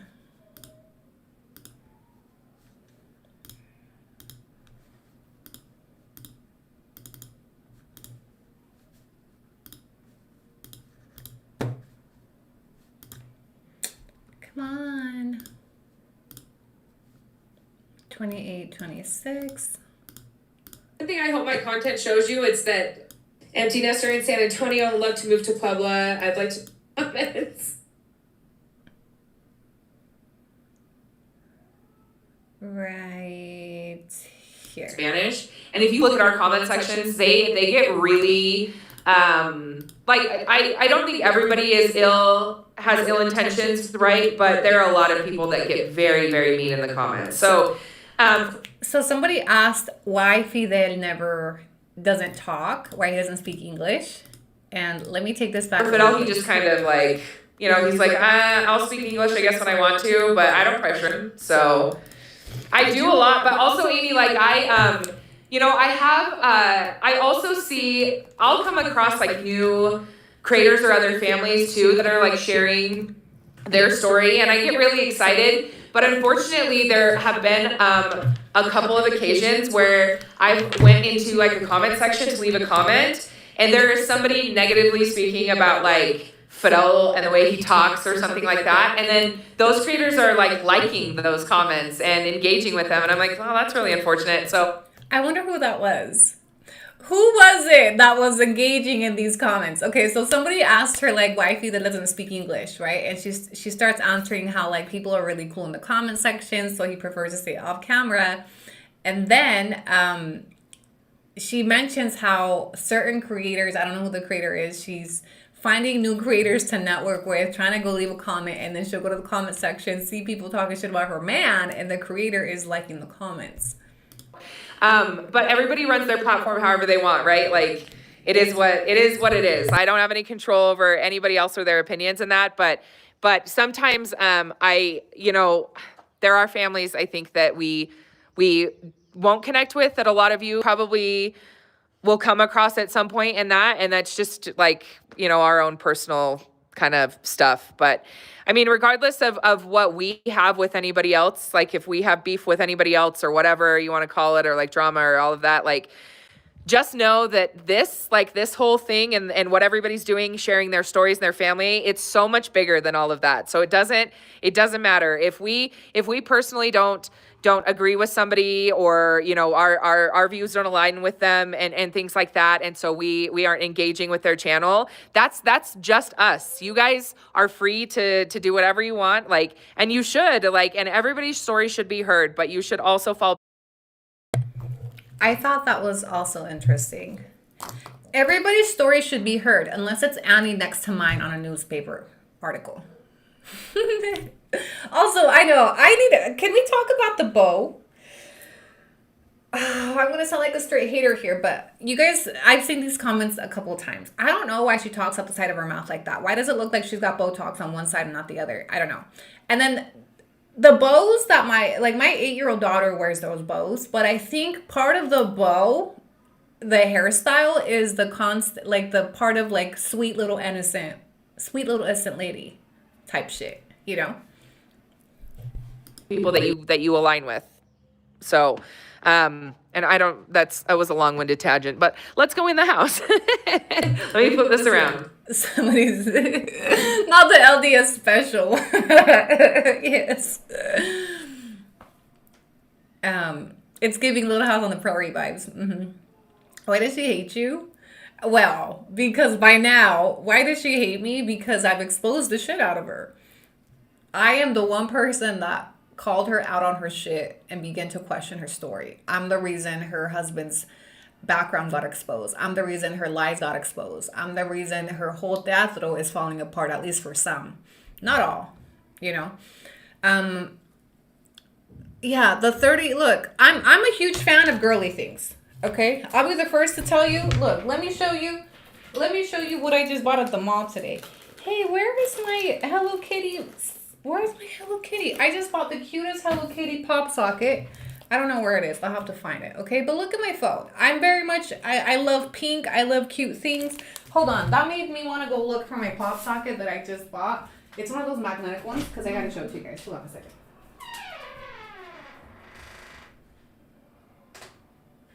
Why does it smell like candle?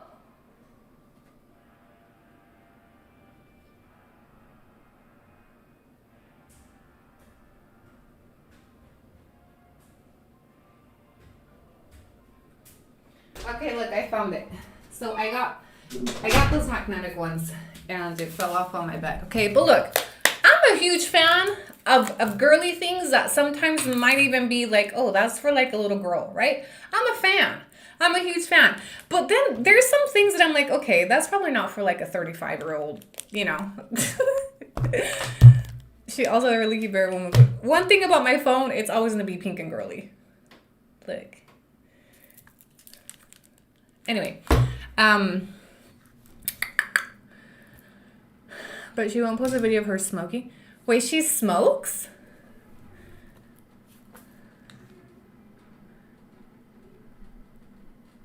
You're the only live podcaster that can be talking about subject while reading comments, deleting trolls, and going back to new talking points. Oh, I have really good mods. I haven't blocked any trolls or deleted them. I have really good mods, though. Shout out to them.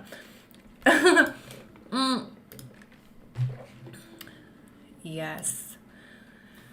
Hell, all I can say, there's meetings of these lands. The government gives funds to the ejidatarios. Not sure I spelled it right, so they can grow their crops. Yes, people are upset on this house. Oh, bestie, and you're here. Can we interview your grandma? Okay. People are upset on this house because it's on cropland. And in fact, this live that I watched, the land is not just limited to her house. They have the whole backyard. She talks about how they're going to make a corral all the way to like a tree, like 4 plots away. So they didn't just give them a small piece of land for the house build. They have an entire, like, the whole field is theirs. And it used to be crops. Bestie, what else can you tell us about that house and what the local townspeople? But so this is the bestie that commented that her grandma lives there, and that the comment that I showed at the beginning of the live, I'll put it back here. I hope you don't mind, bestie. But that her grandma lives there, and that the people that live there have stated that she's disrespectful to the town history. I'm curious why they feel she's disrespectful to the town history. Also, las tierras ejidatarias, it's something that I've been touching on, that this used to be cropland for the town, and now it's been somehow acquired by this family.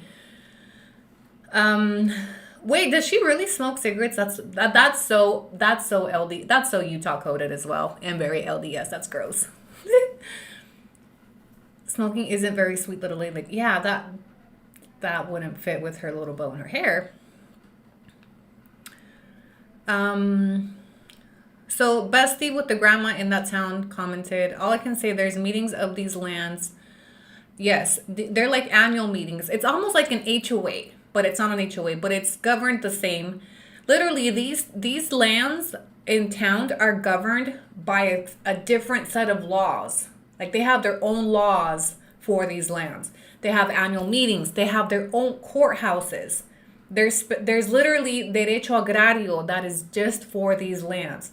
They have their own tribunales for these cases. Like it's managed very different than regular stuff. It's an ejido, right?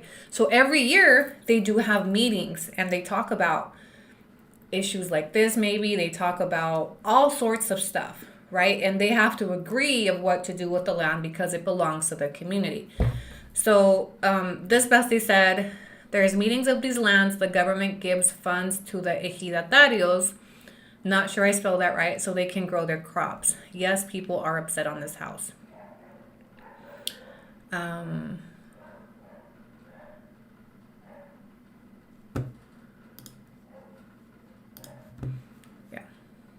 This reeks of corruption. It reeks of money. Money. You know. There's a saying in Mexico, con el dinero vale el perro. And I'm using that term lightly because I got in trouble for it a few years ago. But this is a family with unlimited financial resources. I mean, look at the house, right? So one thing about them is they will probably be able to, especially in a small town like that, there's a lot of corruption.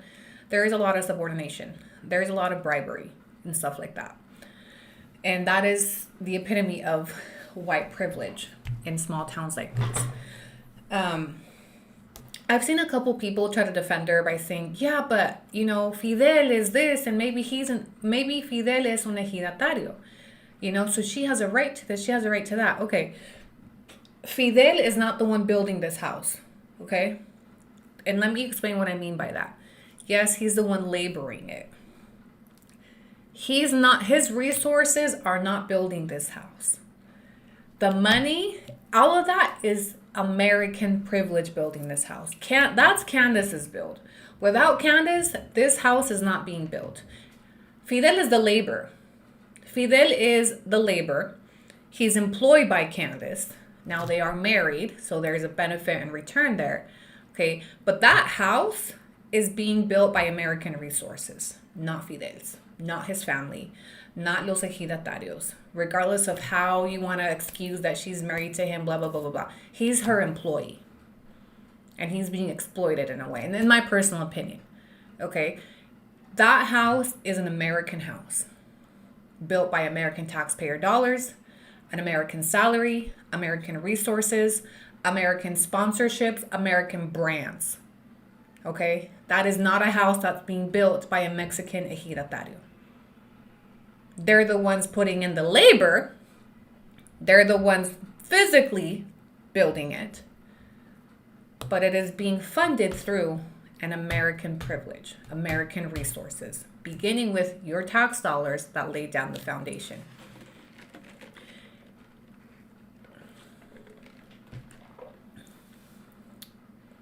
Yeah.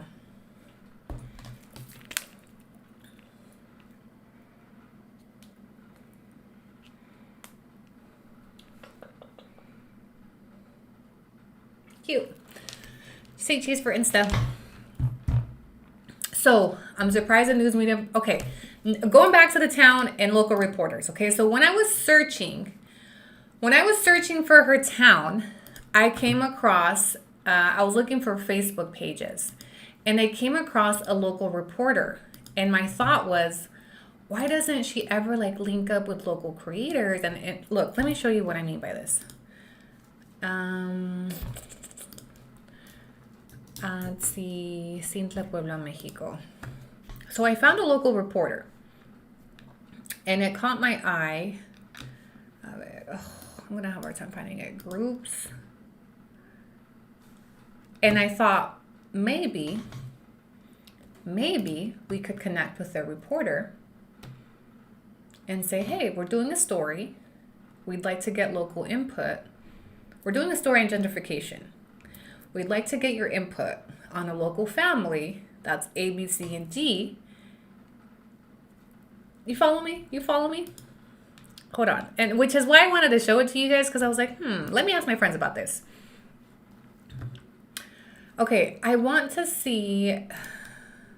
There was a page I found of, no, not Marketplace, Rails.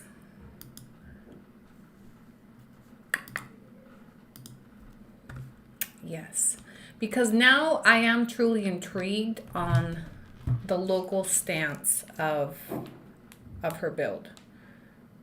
And I want to see I want to fact check. I want to see, does the local community benefit from her presence? Does the local community receive donations? Can you look into the shelter? Can you look into the school? You know, that's where I'm going with this. Let me find the page again.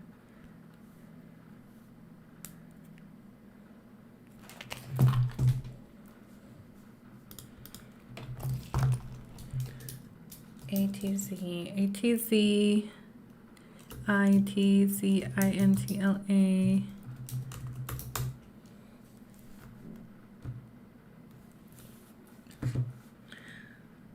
Okay, so I found this page.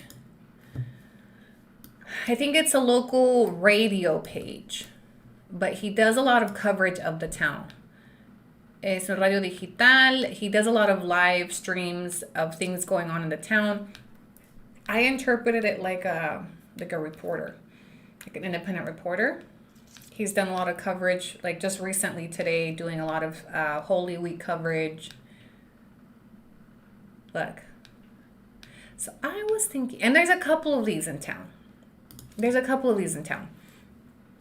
get to him before kind of, I'm not worried. Like if she, maybe it'll encourage her to reach out to the community.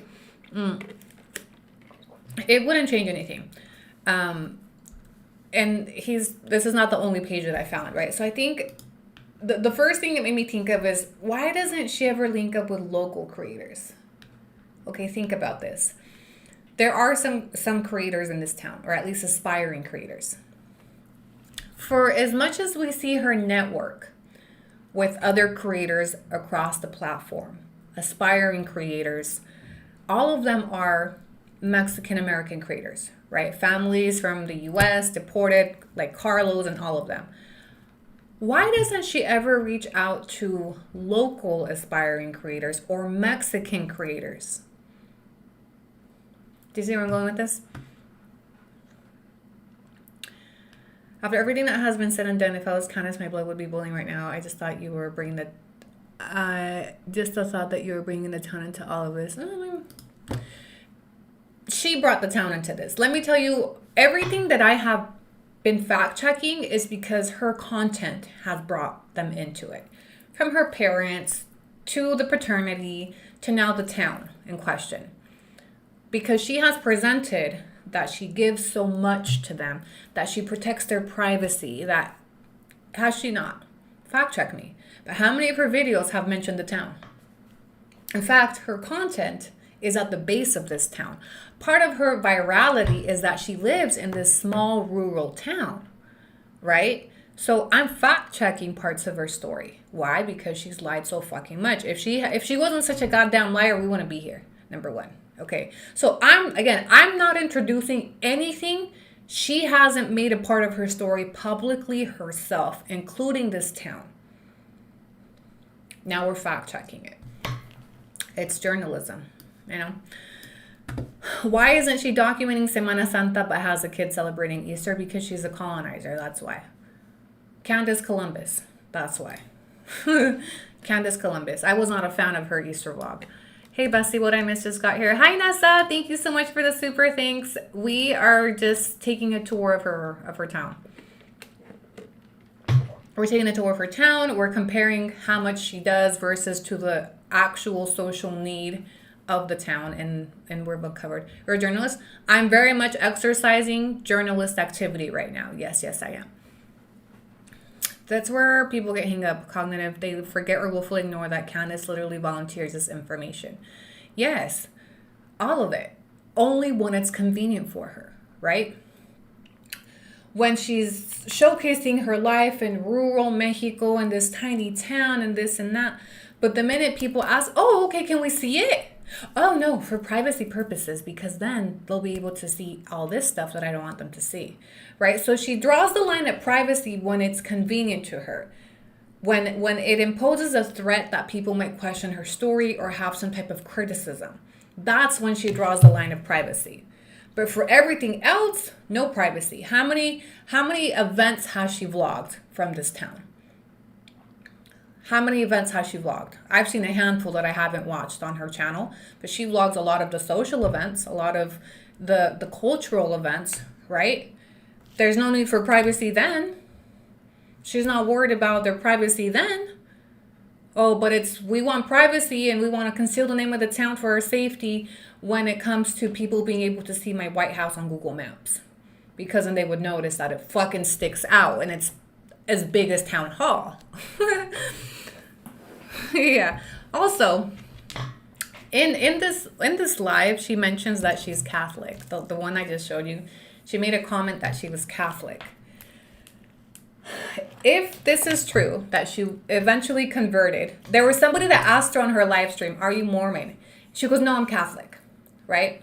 And I found it very interesting that she's never talked about her transition from LDS to Catholicism. We know she was born LDS.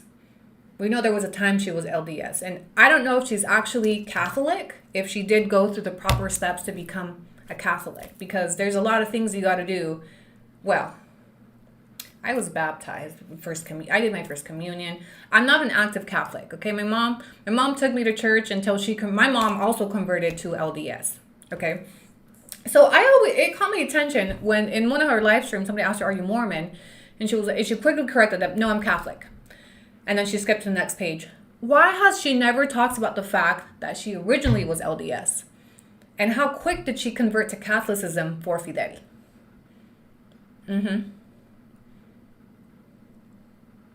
Why did she convert to Catholicism for Fidel? You think she was actually out here searching answers of, I don't believe in LDS? No. She converted she is Catholic because of his influence, because he's Catholic. And I have my suspicions as to whether she's actually Catholic or just appropriated the religion because it's also her husband's. But we know she was born LDS. And I'm confident she was baptized LDS. And I have reason to believe she was actually sealed to Ferguson in the temple. Yeah. But the reason why she's always so heavy on I'm Catholic is because it's part of her cultural appropriation. I'm one of you guys. No, I'm not LDS. And she doesn't mention she was ever LDS. Do you notice that? She's never acknowledged, or even LDS has never left her mouth except for to refute it that I'm not LDS. Why? Because it's part of her trying to appropriate our identity. I'm a Garcia Sanchez and I'm Catholic. But I'm not going to tell you about my past life where I was LDS, married to somebody else, and faithful LDS, mind you.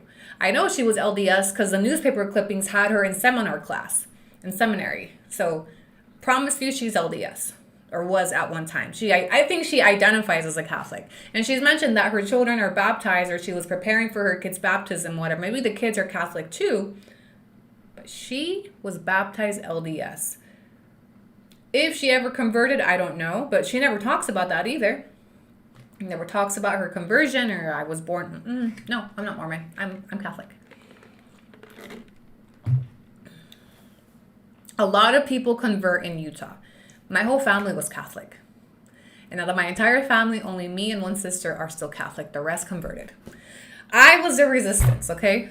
Trust me, my mom tried. The amount of missionaries I've met with in my life.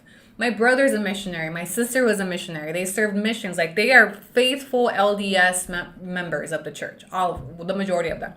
I'm the resistance, okay? It's very common that a lot of Latinos will convert. It's almost like cultural thing. I don't know, but it wasn't for me. It wasn't for me. I had a hard time just stripping my identity of everything I've been taught just to believe in this white Joseph Smith and all the weird fuckery. Okay, to me it's weird. I'm sorry. It's not for me. Respect it. My family is, and I'm not ashamed that my family's LDS. That's what they chose. That's why I find it interesting that she doesn't acknowledge her identity as an LDS church member, at least former, or related to. Why? I believe she's ashamed of it because it wouldn't align with her new identity as Garcia Sanchez, Catholic, Mexican dual citizen, wife of a deported. You see what I'm saying? Very, very weird to me that she won't acknowledge her relation to the LDS church. And I promise you her family's still LDS. We don't claim for the Catholic community. I don't know why I'm so white. What filter am I wearing that I'm white as a ghost? I swear I'm not this white. Because you know why she doesn't acknowledge it? Because there would be criticism. And then there would be questions. Well, how did you end up with Fidel? Well, how are you Catholic? What happened? What led you to this? And I guarantee you, the road to her becoming a Catholic was a very bumpy road. Then she would have to go into 2012 story time. There's a reason she avoids talking about her conversion from LDS to Catholicism. And then, you remind me so much of Candace Owens. I've been compared to her a lot of times lately. You know what? I fuck with it. Release the files. Release the way she's releasing the Kirk files. Release the Candace files. The way you pick up the whole tray of drink. It's because this absorbs the water. That's why I keep it in there. Yeah. Catholicism. I can't say Catholicism. I can't say it. It's a tongue twister for me. Católica. Okay. There are some words I've noticed that since I've been refining my Spanish, I trip over certain words in English now, and that's one of them. I want to know where Garcia Sanchez comes from. Fidel. Now, I do also find it interesting that she adopted his entire last name. She dropped Smith completely. Ask yourself why she dropped Smith completely. She legally changed her name to Garcia Sanchez, which isn't the norm. Why didn't she just take Garcia? Why did she not do Garcia Smith? The proper name for her under Mexican culture would be Garcia Smith. There's a reason she took Garcia Sanchez, and I'm going to tell you why. She never wanted us to find the Smith files. That was a strategic move to conceal her prior identity. Tell me I'm wrong. After everything you've learned in this series, tell me that's not why she went to Garcia Sanchez. She didn't want anybody to find the Smith files. Yep. In fact, in some of her early interviews, she told reporters that she was using a different name for the safety of her family, which is why in 2023, I accused her of her name not even being Candace. Okay. What it was is she was still a Smith at the time.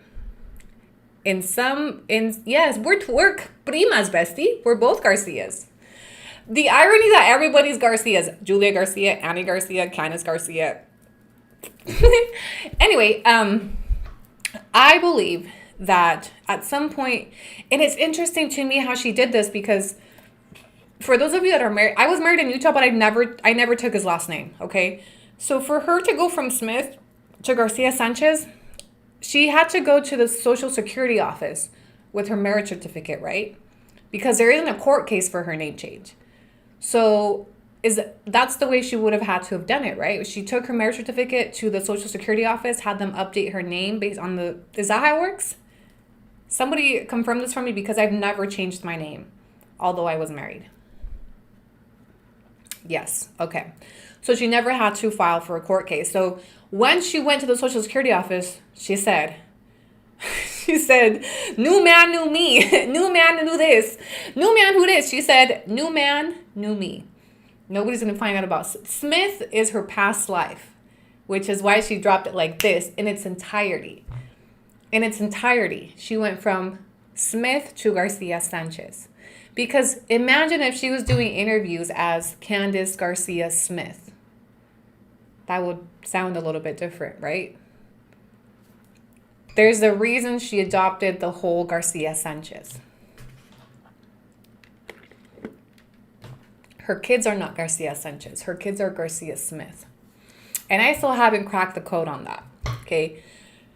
Her kids are registered as dual citizens. I looked up their groups. And their last names are Garcia Smith. So if she changed her name to Garcia Sanchez, why the fuck were her kids registered here as Garcia Smith? Unless they had to go off of her birth certificate. Because her name change would not be reflected in her birth certificate. Right? Right. Which is why everyone's having a crisis over the recent changes they're doing in the U.S. to vote. Yeah, they have to go off the birth certificate. So she didn't update her birth certificate. She's still Smith. So when she went to register her kids are Smith.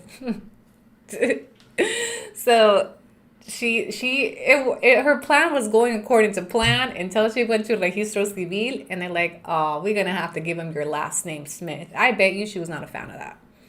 She wanted them to be Garcia Sanchez. Hi, amor. Ten beso. ¿Sentados? Yeah. Pues work. No miraste, okay. ¿Qué me dice? Me hungry. Tuna. I eat tuna. Chocolate.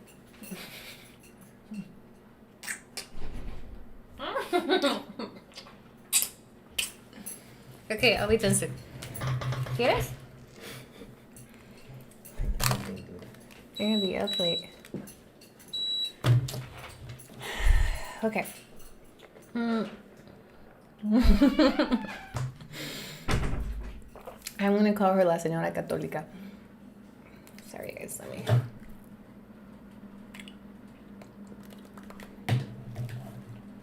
In Mexico, you keep your first last name and then add the husband last name. Right. Let me cool down. Sorry. That's why her.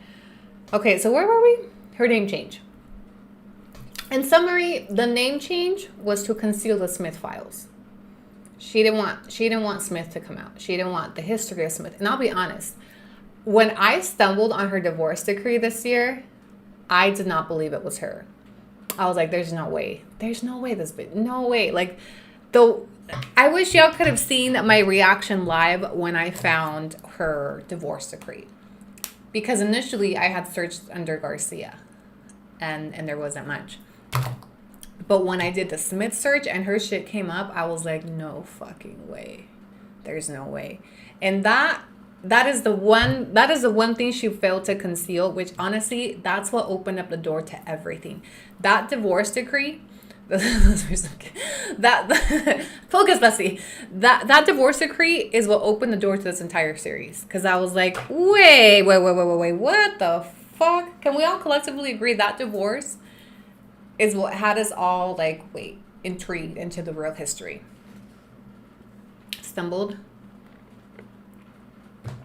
When I stumbled on her divorce, well, because you know what I was looking for when I searched up Smith? I was looking for criminal records. I was not looking for civil. Okay, I was looking for criminal records. And I think at some point I actually had looked up Smith, and it pulled up some like collections. And mind you, she's not the only Candace Smith in Utah. Okay, there's a few Candace Smiths in Utah. That's why I wasn't like, but when I went back to search when I was doing this series, I was like, you know what? Duvidando porque eso es Candelaria, like, stop. Focus. Was it that bad? Sorry guys. And that was level light. That was level light for y'all. Because I knew you guys were listening.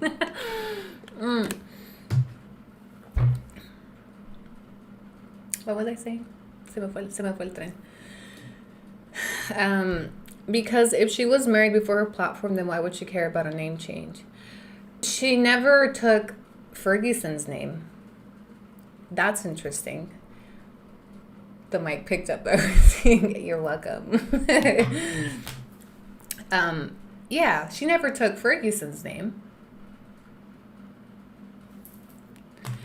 Candelaria said pasado pisado. She thought so. Anyway, yeah. When I did the search, I was actually looking for criminal records because I was like, wouldn't it be crazy if she had something too?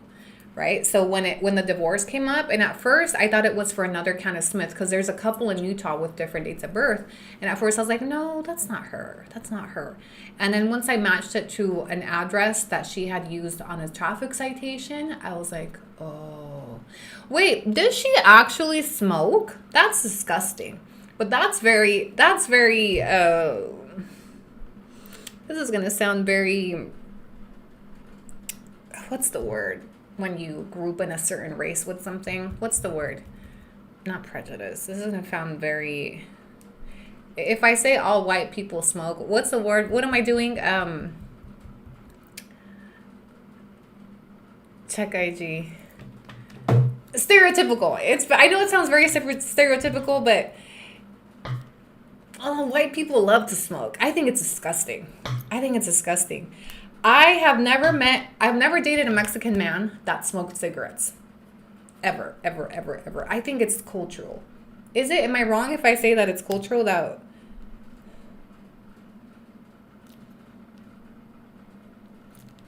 Oh, she does. What else can you tell us? Okay, so somebody that did a face... Can I say who it is? Can I say who it is and how I got this info? She's a smoker. That's disgusting. Why doesn't she ever, that's interesting. Why doesn't she ever show herself smoking? Because it wouldn't be on brand. That wouldn't be good for her image, right? Because one, it's fucking disgusting. Now we know why her mouth is lopsided. Because she always be hanging that. Anyway, okay. So taking this back to 2023, you guys know that the reason a lot of these things came out is somebody that was inside the group chat of the hate campaign gave me the receipts. That person had conversation with Candace, right? She's watching and she just let me know that in one of the FaceTime calls that she had with Candace was smoking. And she was smoking around one of the kids. So she just confirmed very much smoked cigarettes, but she was never showing it. Okay. That's why her mouth is like this. Because she's all like this. Like when people chew, it makes sense now. When we've asked why she talks like that, it's probably because that's where she always has her cigarette. Is that a thing? Can that happen? That would make a lot of sense because I've also noticed that. I know it's gonna sound bad, like I'm saying things I shouldn't, but it looks like half of her face has Botox and the other one doesn't when she talks. She talks out of one side of her mouth. Is it because she smokes out the other side?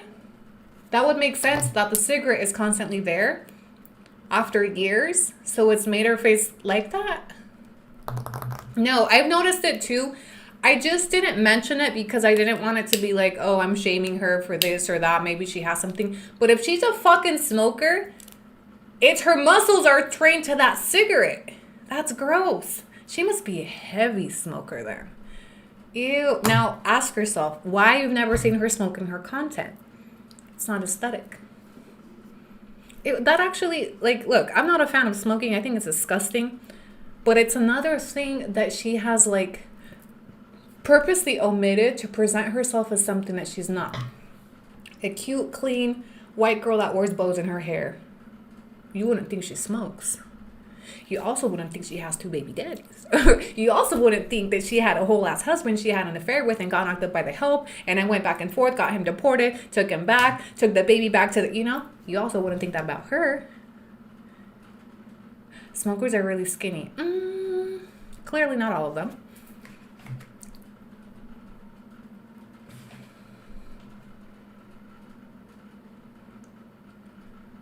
It wouldn't be on brand to show people she smokes. Candace, how many packs of cigarettes have you had to smoke through this series? World question, Candace. How many packs of smoky things she's gone through in this series? She's watching these with the fucking cigarette in her mouth. You know she is. Also, this is going to sound so tone deaf or I don't know, but I've never seen cigarettes here. I guess I don't pay attention when I go to the OXXO. Like, where do you buy them from? Like, well, there must be. I've just never really seen people smoking here. at all. Like, the people that I see smoking here are always foreigners. Statistically, I just don't see Mexican cigarette smokers. I'm not saying they don't smoke other things, but in my personal experience, it's not that big of a thing here as it is in the US. Correct me if I'm wrong, but from what I have seen, yeah, no. I think the main thing is alcohol. Absolutely. Oh, smoking is expensive. Candace is bringing all her customs with her, including the bad habits. If she smokes, I bet Fidel smokes too. And that's why she looks like a hard 37. Okay, we're going to talk about this. I've also been avoiding this because, but I can no longer avoid it because now it makes sense with the smokes. But you guys have constantly made comments about how you can't believe she's only 37. I'm 36, by the way. She's only a year older than me. Smoking statistically ages you. Yes or no? Now you know why she looks like a hard 37. In one of the videos where I shared her date of birth, they were like, wait, she's only 37? She's almost as old as me? There you go. Statistically, it's a proven fact that smoking ages you. Smoking plus an abusive husband is going to age the fuck out of you. Okay? That plus Fidel is what has her looking like a hard 37. Promise you. Yeah, and all the lies. Okay? This also ages you. Especially with... especially with the Caucasians. Yeah.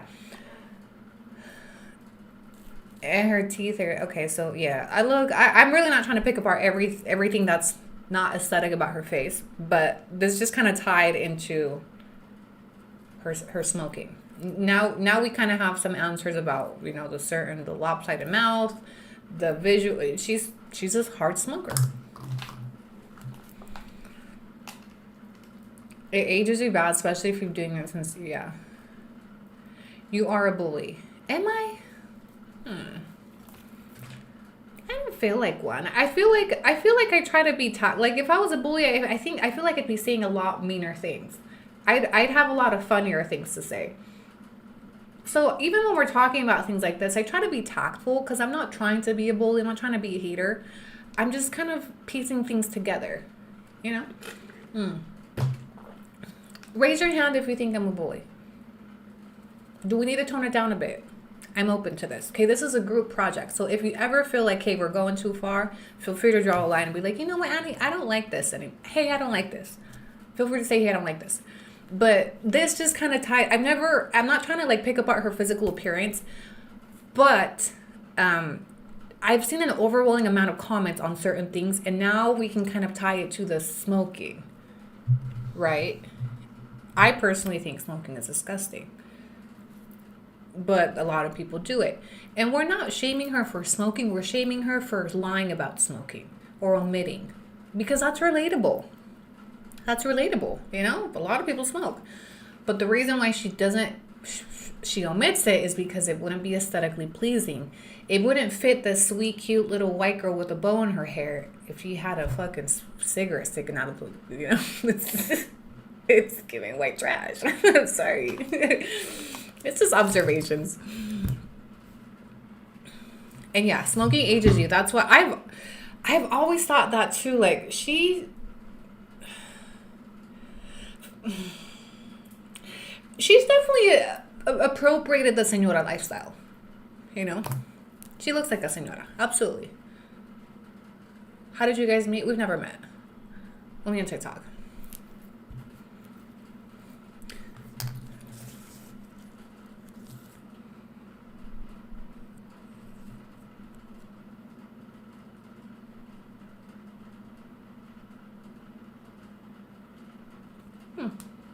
Cool. Okay. For use and info. Yeah, that's him. Oh. But what we're looking for is a picture of Fergie. We've found who he is. We have his date of birth, all that.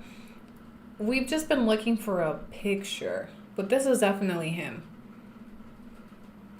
Still lives in Price, Utah. Yeah. I don't really... really, the only curiosity to Fergie has been like, what's he look like? We just wanted to put a face to a character.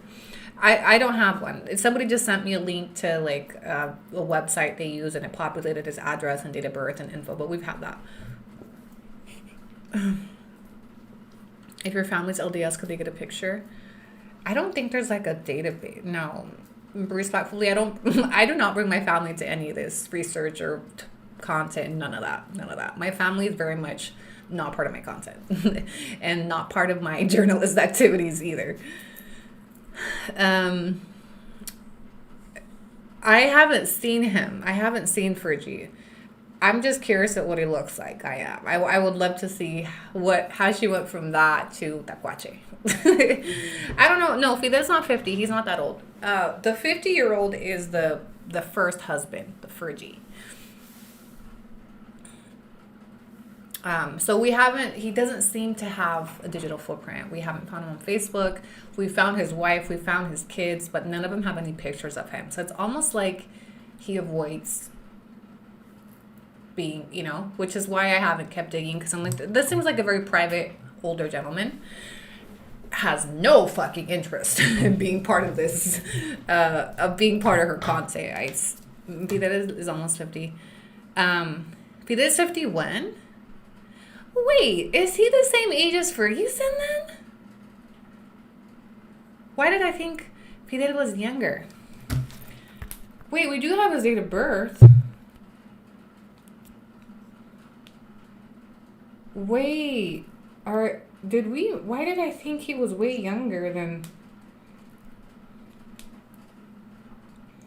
Let me look at the charging docs so I can see his date of birth.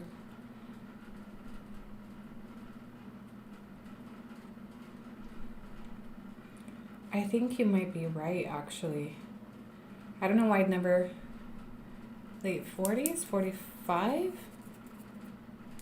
Okay, so not as old. Not as old as the first one. Okay, 45. Okay.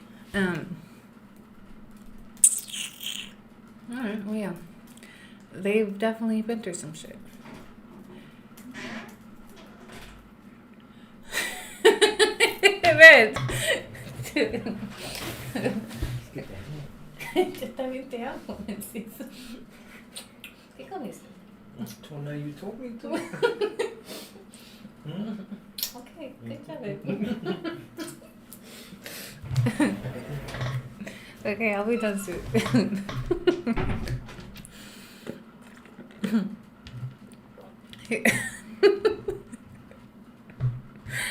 He opened the door and he was like, I thought he was going to say something to me. He just opened the door and he was like, damn. Okay, sorry. He's about to, yeah, we're going to wrap up soon. Oh, it's only 9:30. 30 more minutes and I'll hop off. 30 more minutes, okay? I know it's a late live. We were going to do a 4-hour live. Oh, look, we've already been on for 2. 30 more minutes and I'll hop off.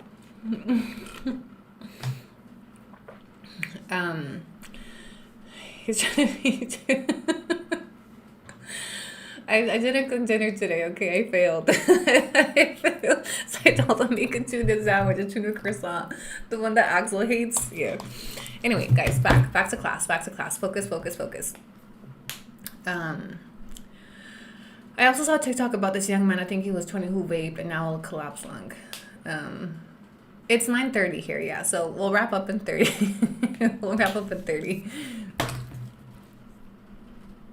He's so cute. I love him.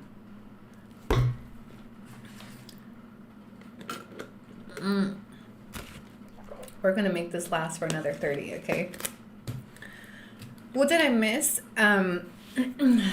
We did a tour of her town.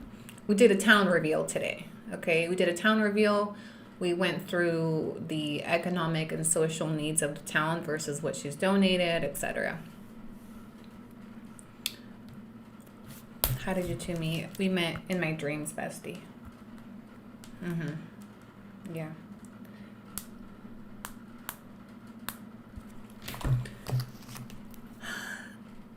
Thank you for letting me know. I had no idea.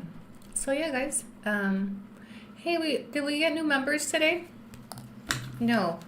If you are on TikTok, Here's your cordial invitation to join our YouTube memberships for $2.99. I'm going to be doing a giveaway next week on both tiers. My $2.99 membership gives you access to exclusive content, all my live replays, badges and stickers, and monthly giveaways. So come join us. It's fun over there. No updates on the police report. Also, if you're in here, do me a favor. Can you give a like to the live? Okay, I want to start getting better at this, because I feel like this whole YouTube transition has been cool and fun. But we need to start giving likes. We need to start hyping. We need to start picking up more members. My goal is to grow and grow and grow our YouTube channel, because I've really enjoyed it. So we announced our giveaway last week actually, and then this next week I'm going to drop another giveaway for both tiers. If you were ever subscribed to my TikTok lives, come join us on YouTube. It's funner over there. So yeah, don't forget to like the live if you're here on your way out, on your way in. Like it, hype it. Thank you so much. And thank you to all of you that have sent in super thanks. So no update on the police report. Trust me, somebody sent in. Oh, we saw these? Oh, I think this is him.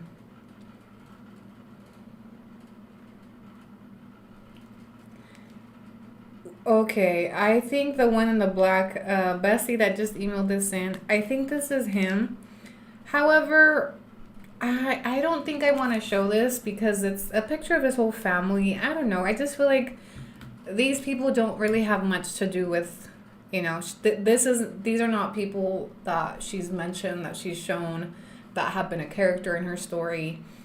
And I just personally feel like, for as private as he is, I just don't feel comfortable sharing this family picture with you guys.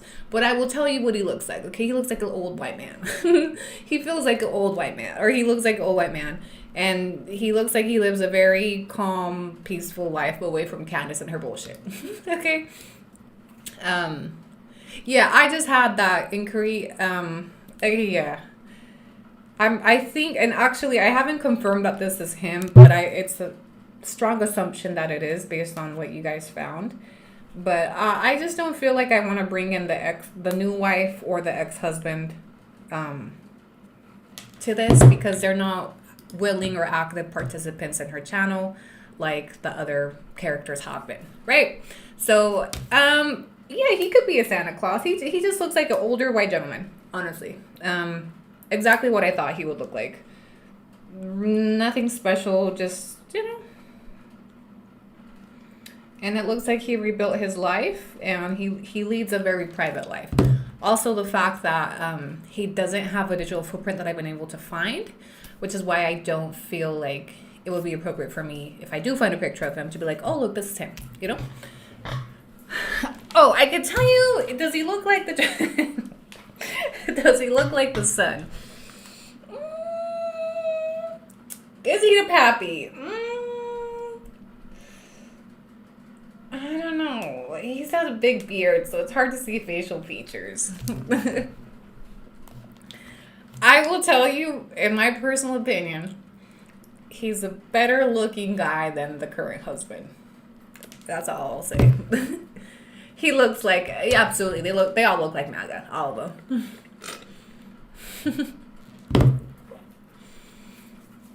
Yeah, they're probably all MAGA, all very LDS. I want to know why they divorced, because she cheated on him. She got knocked up with Fidel's baby while she was married to him. I want to say that's a very probable cause of why they got divorced.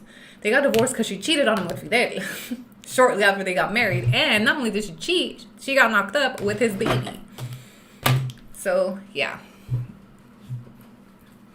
Do we have a pic of Fergie? I mean, I think it's a fair assumption that's him. Yes. Somebody found... Yeah, he definitely looks like a Brian Ferguson. Somebody found one off of the wife's social media. Or I don't even know where she got him from, but... Yeah. I'm pretty sure that's him.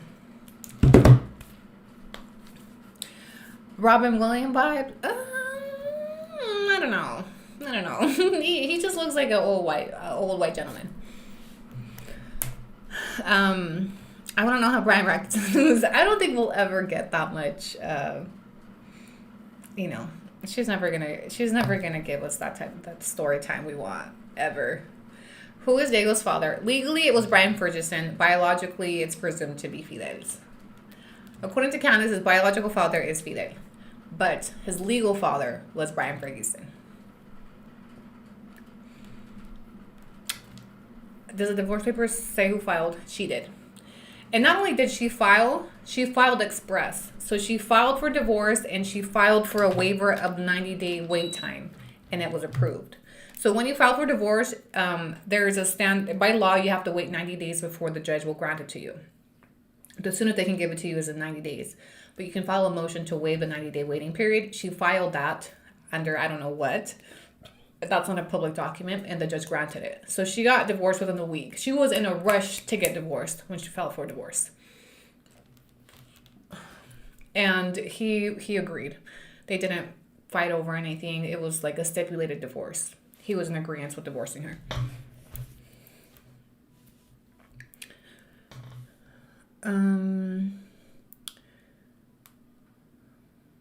Yeah. Jack Nicholson? I don't know who that is. Yeah, guys. All right, we're gonna wrap up soon. Don't worry, Candelaria. It'll all be over soon. But I am interested in the bestie that said her grandma lives there. Oh, she just said, I will try to see if I can record them because not everyone likes to be recorded, but maybe not showing their face. Oh, that would be lovely. Okay. So the bestie that commented, so the inspiration for this live was, yes, we'll be live tomorrow morning. The inspo for tonight's live was a viewer commented that her grandmother lives in Candace's town and that they're not fans of Candace, that a lot of people in the town have voiced that they feel Candace is disrespecting the history of the town. She did jump onto the live as well, and she mentioned that there have been meetings held and that there are local people that are not happy over the build of that house. And so we expressed interest, right, that we would love to get an interview with somebody local. And she just commented that she'll see if she can get an interview from the grandma. And then that's kind of what intrigued us to start digging into the town locally. That's very juicy, very, very juicy, because her content, the way that her content portrays her story is like she's beloved. She does so much for her town, right? So it's been my speculation that local people are probably not fans of her and what she does and her presence and the modern day colonization of that tiny town. So I would love to get a local's perspective on her presence, if she actually does so much for the town, that way she makes us believe. And you know what? Let's go check out really quick before we wrap up. Let's go check out some of her YouTube videos where she's done vlogs of local events. Abuelita 70. And if you have any you can think of off the bat, feel free to throw them in there. She doesn't do a ton of lives. Friendsgiving 4 years ago.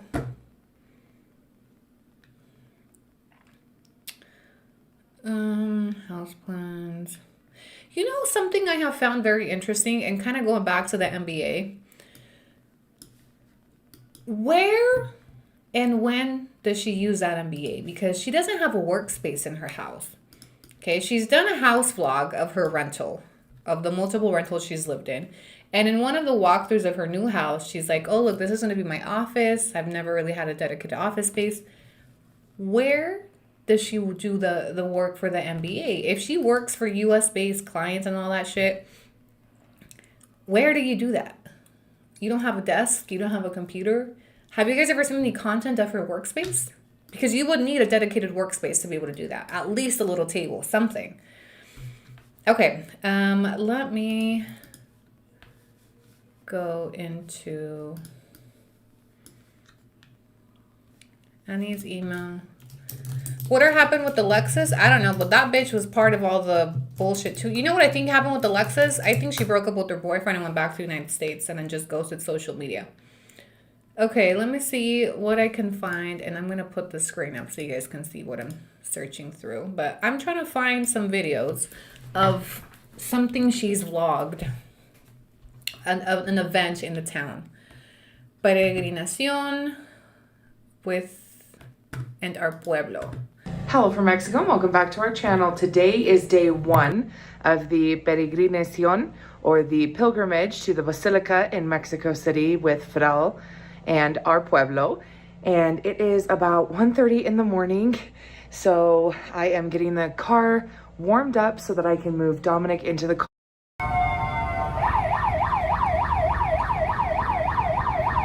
Made our first stop. We're waiting for the walkers to get here.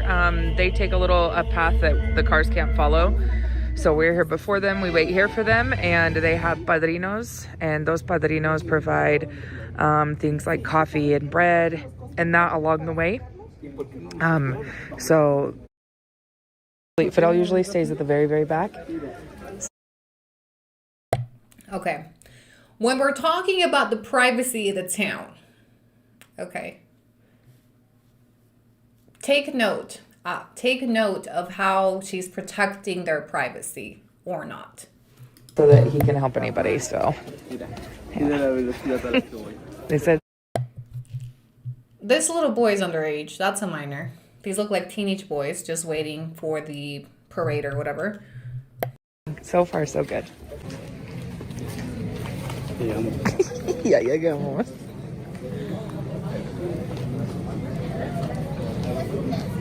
Okay, we are stopped right now waiting for the walkers to cross a part of Cerro right now that the cars can't go through. So we're stopped waiting for them. They're coming across a field right now. I made a mistake earlier though. They are not padrinos. I don't know why I've always thought that. They're not padrinos. Guille and Lupe thought that was hilarious. They are voluntarios.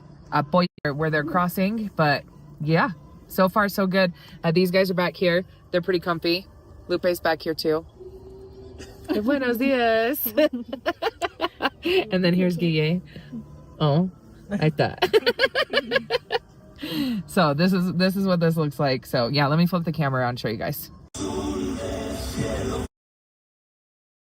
I cannot with her laugh. I'm just gonna turn the volume down and narrate this myself for you. Okay. Mind you, this is the first time she did the pilgrimage after being there for 10 years. And notice she doesn't participate in it though, right? Like she's just there for the content. She's just there for the videos. Are going to exit and then we'll follow behind. On our way, and here is Carlitos, Kike, Andy, and 2 of their friends. Carlitos is about to leave us his jacket. Sí. Gracias. Sí. Nada. Camina bien. These guys will get back on the road and we'll get back to following them. Okay, so lunch is albóndigas, arroz, and agua de...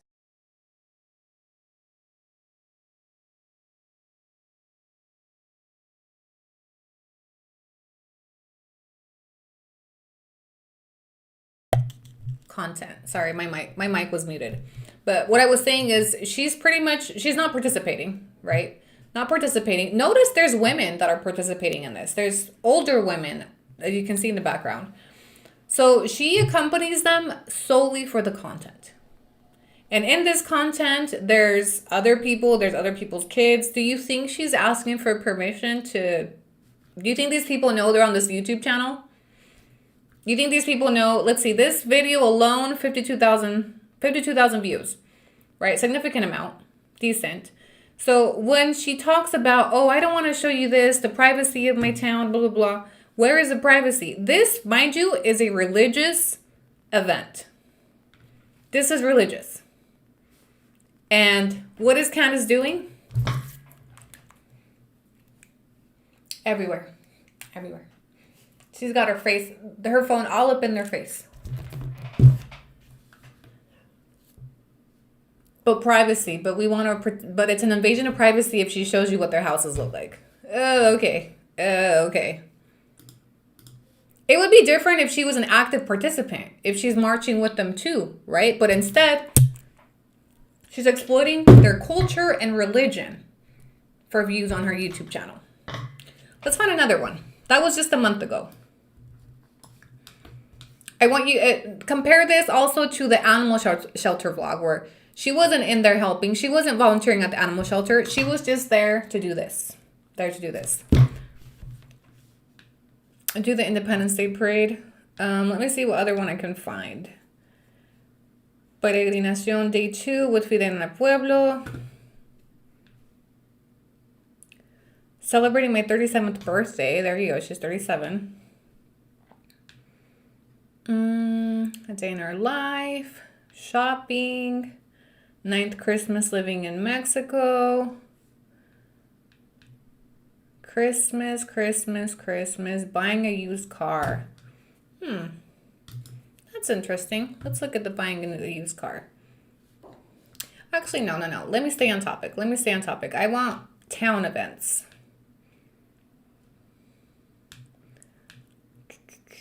My sister's visit.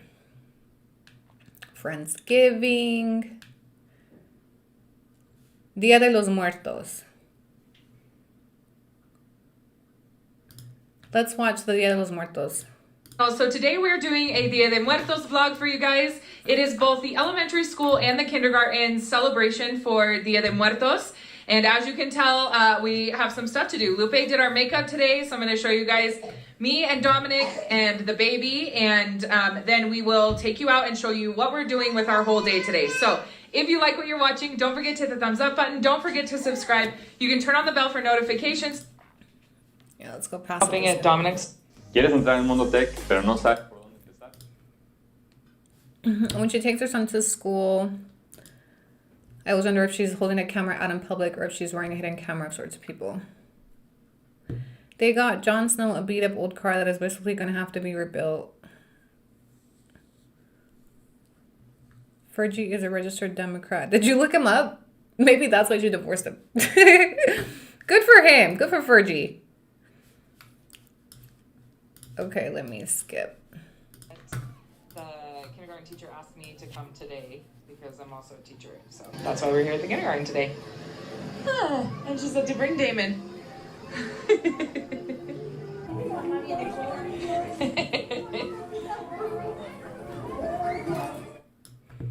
All right, so we're vlogging a school event. Other people's kids.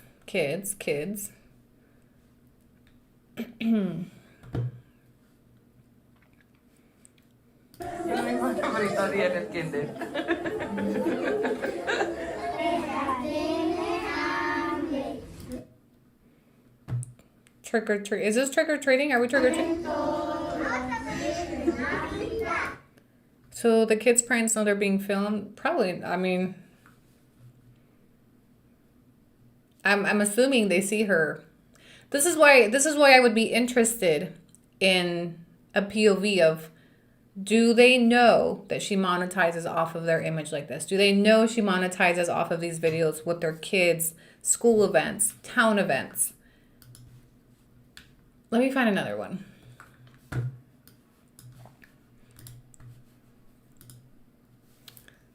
Oh, an interview. Let's see. Living here in Mexico. My name is Candice Marie Garcia Sanchez, and I'm originally from Utah, but I moved to Mexico in 2016, Puebla to be exact, after my husband's deportation. Candice dejó atrás su vida en Estados Unidos para seguir a su esposo a México, luego de que fue deportado en 2016. Ahora se dedica a ayudar a otras familias que están en riesgo por las políticas migratorias estadounidenses. Lo hace a través de su cuenta de TikTok, que creó durante la pandemia y en la cual comparte sus actividades cotidianas. Good morning from Mexico. Here's a look at it. Yeah, it's boring. Okay, let me find another town event.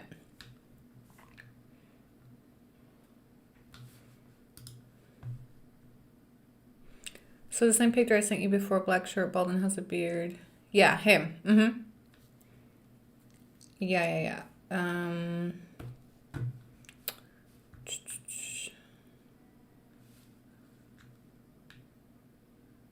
Early day Father's Day surprise. Dominic's 6th birthday. I want another town event. Because your life does not complete. Oh, harassing? Let me live, Candelaria. Live visibility restricted for 10 minutes. Okay, well, good thing we're over here. Come over to YouTube. It's not a strict over here. I follow an American school teacher that teaches in Mexico. She never posts her students' images. She will post content of the classroom without the students. That's the way you do it. That's the same way that I do my school content as well. If you've noticed, none of my school vlogs show my classmates or my professors. On occasion, you'll see someone's feet. Why? Because for their privacy. I've even had people be like, are you the only student there? Because I never show my classmates, right? Because privacy, like common respect, like it's not you're not out in public. A classroom, we have an expectation of privacy in a classroom, right? Especially for minor children. So I think it's just a common respect to not have your camera, to not be vlogging certain things, particularly when it involves other people's kids. I'm trying to find another town event.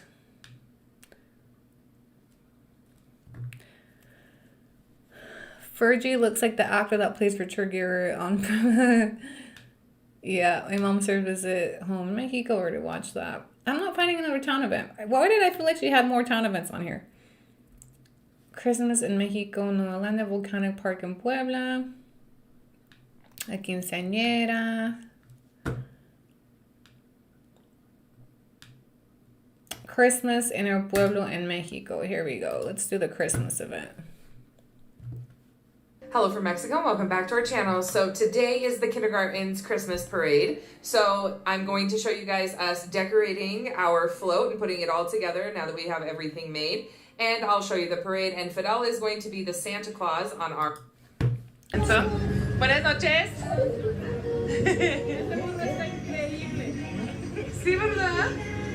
Hello. I'm just going to turn the music down for copyright purposes. Girl, Independence Day. Do you have a link? When was it? There must be something on the Independence Day vlog. You keep asking for it. I'm going to go search for it after. Somebody said Sancho Claus. Generator won't turn on, and they're trying to fix it right now. We're all in there. The others are all at the kinder right now. Got their mom's stuff. We're trying to get the generator fixed so we can go and... Hey guys, real quick, please don't do this. Please do not start searching for Fergie's picture and family. Let's not do that, please.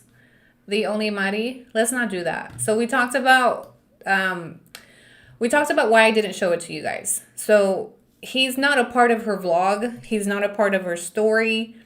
He's not an active participant. So I feel like it'd be an invasion of privacy for us to go searching and like displaying his image, right? So just take our word for it that he looks like an old white gentleman. He lives a private life, and there's not much more there that I think we need to search for. Start giving out the stuff and start the parade. Yeah. Womp womp.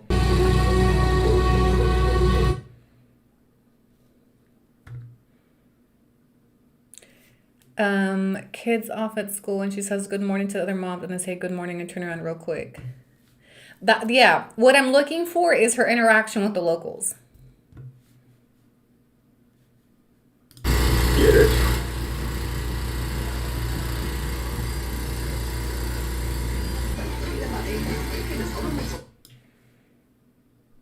Boring. Okay, somebody said to look for Independence Day.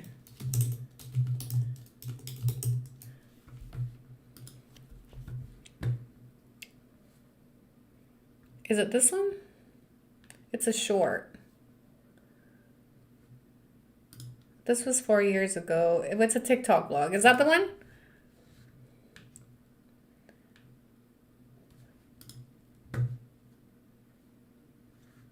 These are shorts. Huh. Okay, where's the volume?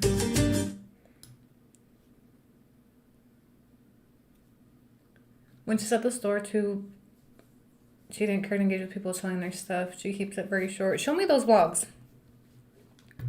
Because if I sign up for the $2.99, are we able to see the replay with Rafa? If you click on the video, it should tell you what tier you need to be. I don't remember off the top of my head. It's a video from last year. Living in Mexico, kindergarten. Let's go watch her kindergarten graduation. I'm particularly looking to see what her interaction with locals is.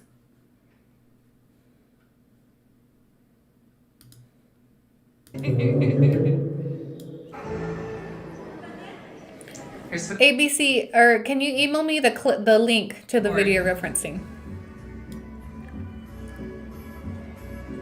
Buenos días.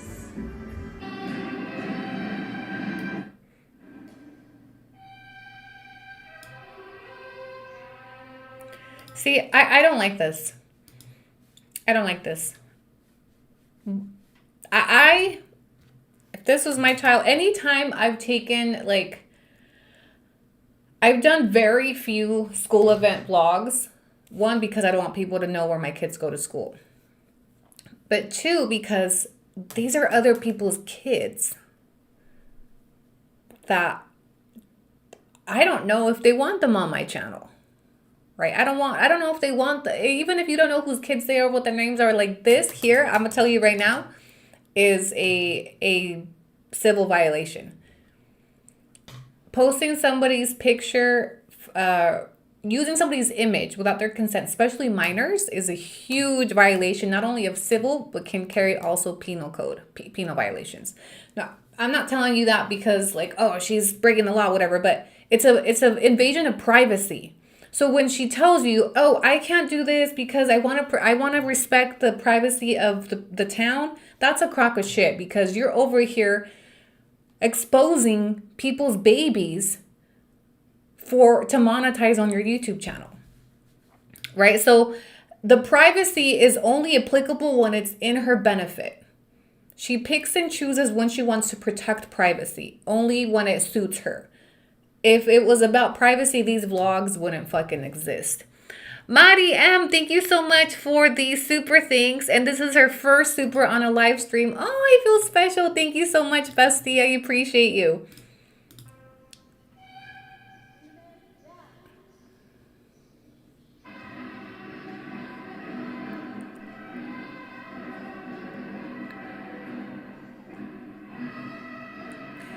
One thing I have noticed off the bat is that in none of these videos do you see her talking to locals. You don't see her engaging except for people in her inner circle, right? Fidel and his family. But I never see her engaging with other moms. I never see her engaging with the like nada.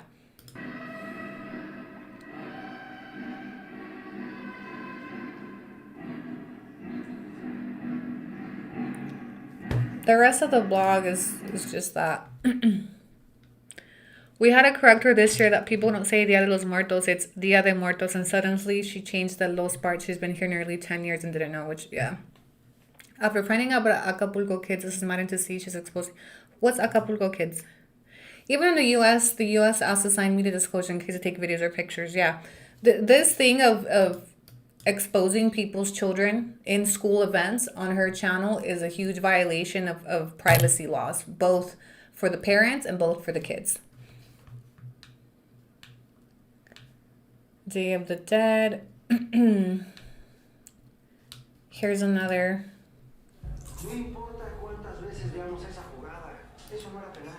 Yeah, I've had to sign disclosures for my kids, and I'm actually one of the parents that doesn't give consent for the school to use my kid's image. I don't want them on their social media anywhere for privacy reasons. I don't want anybody to ever see pictures of my kids and be like, oh, look, that's where they go to school. So I'm one of the parents that I'm very particular about. I don't want my kids on anybody's social media page. Nobody, especially as a public figure. And I'm not that huge of a public figure, but no, I don't want my kids. Nobody has the right to use my kids in their content. Nobody. Jorge, thank you so much for the super thanks. Can you give a quick update on how the city is doing after the attacks that occurred on the one day that I won't bring up? Puerto Vallarta is doing great. We're back to normal with the exception of they're still trying to rebuild the OXXOs. There are some businesses, the infrastructure of certain businesses that were burnt down are still in the process of being rebuilt. But other than that, everything is back to normal. She made the Independence Day video private. What was on it, bestie? Interesting. Interesting. So she has been scrubbing her channel because she knows we're backtracking to a lot of these videos. In Mexico, there are thousands of missing kids and people. She's putting her school on blast and putting those kids out there. Yeah. It was back to normal a few days later. I wouldn't say a few days later. Okay, Día de Muertos, Día de Muertos. Este video va dirigido a aquellos que siguen presentes en nuestra descendencia. Se dice que el Día de Muertos. Oh, this isn't hers. I was like, this is really clean. That's not her video. Sorry. Okay. Bestie, what was in the Independence Day video that she made private? That's interesting to me. Not my video popping up when you search her name. I know she hates me for this. Easy phrases. Building our forever home. Did anyone see her latest video? No. Collaborations. Yeah, I think she's taken down quite a few of them. Because I do remember scrolling through her page. I think I've only seen her engage with a cafeteria leader. Hey, let's look at those videos. I want to see taking gifts to the kindergarten. All right. Hello from Mexico. Welcome back to our channel and back to Vlogmas. Hello from Mexico. Welcome back to our channel and back to Vlogmas. So today's vlog, we are taking you guys with us to the kindergarten where Fidel is dressing up as Santa Claus and dropping off some Christmas gifts. I'm going to show you everything that goes into this, including what I filmed last night, which is what's in the stockings. And we're just going to show you a little bit of our day and what we're doing. We also have a project going on at the elementary school, so we're taking you to show you that as well. So Vamos a empezar en la cinta, ahorita vamos a cuadrarlos, cortarlos, pero...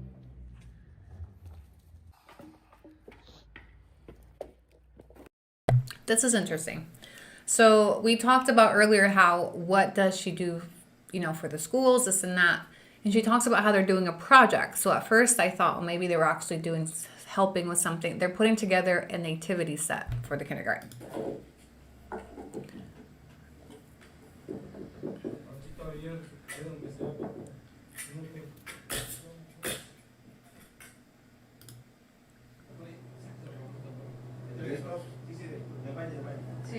All right, so they go to the kindergarten, assuming the kindergarten that her kid goes to.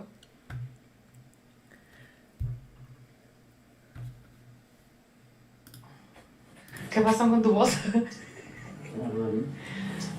Yeah. Again, notice that all the labor of this is Fidel. And what is Candace's role? Is this. The same thing with the animal shelter, the same thing with the parades. Candace's only role in all of these things is holding up the phone for content. And of course, she'll then take the credit and come say, oh, we did this, we did that. Fidel did that, right? Because you don't lift a finger for any of these projects.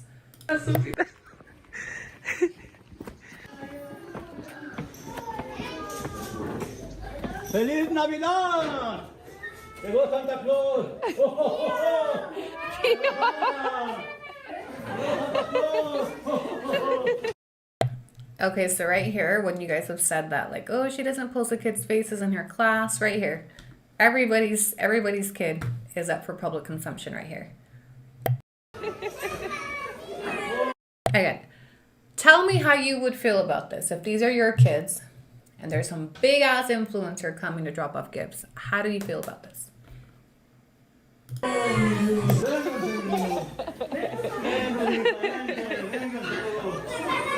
¡Abrazo de tortuga!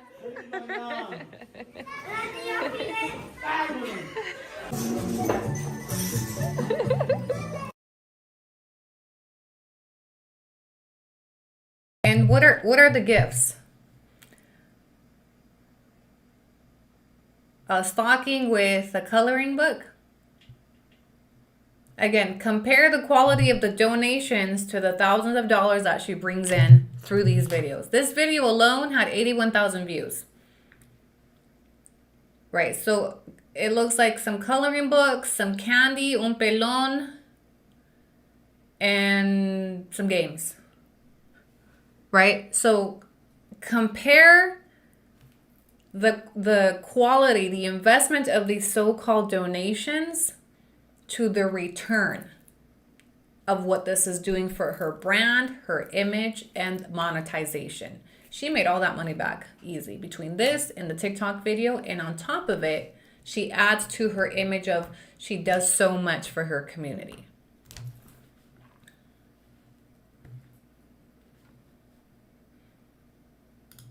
Let's see what she got the teacher. Teacher gets a notebook, some books. The way I would personally address her about her posting my kids without my permission, yes.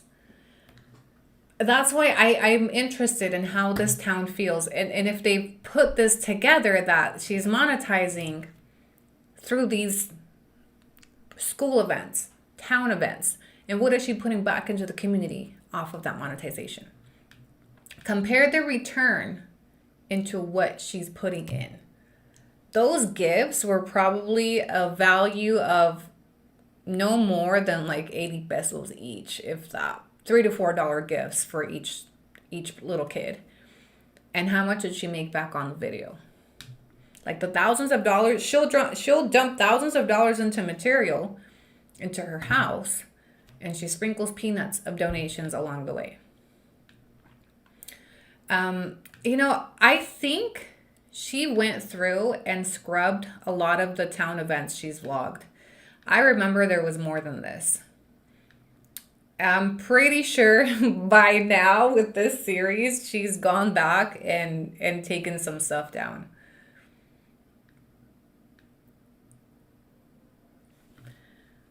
There's some videos where she goes to the little store in the town and the clerk doesn't seem to be cordial with her.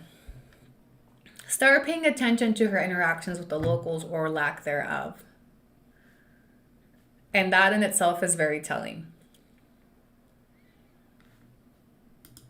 Okay, Kids Day, Dia de los Niños. Surprise for both the kindergarten and the primaria here in our pueblo, and we're taking you guys along with us so you can see that. Okay, so for Kids Day, they did some donations to, again, the schools. Pay attention to how much emphasis goes into these little donations to the school. This is what everybody's been writing, right? She does so much for the school. The schools don't need stockings. The schools don't need soccer balls. I showed you what the schools are in need of.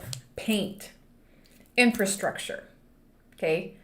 Ask yourself, why is she, whatever amount of money she's donating things that are aesthetically pleasing for viewers, but it's not really what the schools are in need of.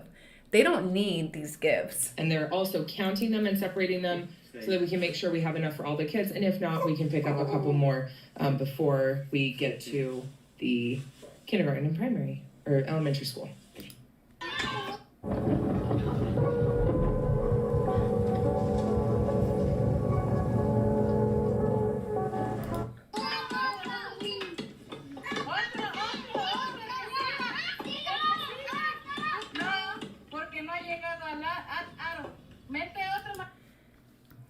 I mean, just look at the infrastructure.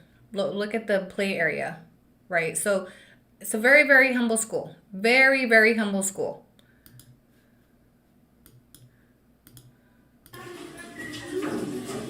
And it looks like she's handing out soccer balls.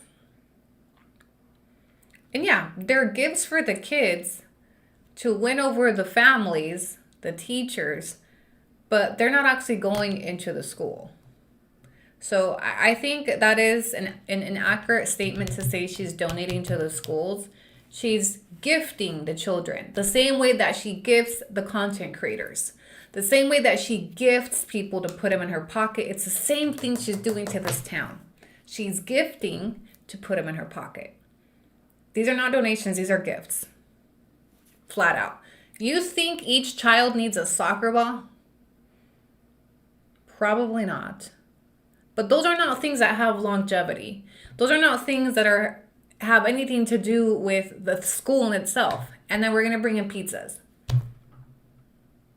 Right? So, congrats. You did a Dia de los Niños event. But ask yourself, so this video, 192,000 views. Between here and TikTok, do the math. Well, we don't know what her RPM is. But the return for her is huge. And again, notice her role in these events. She's doing this. With the exception of her handing out the balls because she needs to for content purposes. But the majority of her role is this. In all these events. Content.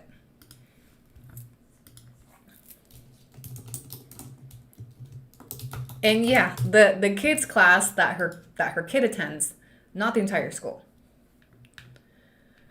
I was hoping we could find more vlogs of the town events, but I think she scrubbed her channel of those because I do want to pay attention to her interactions. I do small things like that for my kids' class. Don't we all? Bringing cupcakes, throwing little class parties.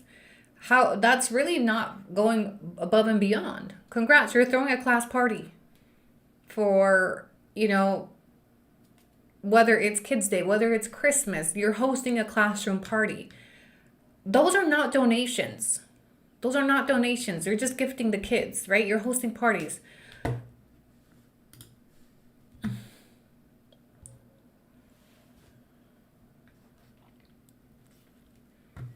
Yeah, as harmless as she may try to make it seem that she's just building this home in a small town, there's a bigger picture we need to look at. Right. A lot of you do the same thing, but we don't put it on YouTube. Go all the way down. She has a whole video showing the whole little town. It's called Welcome to My Husband's Town.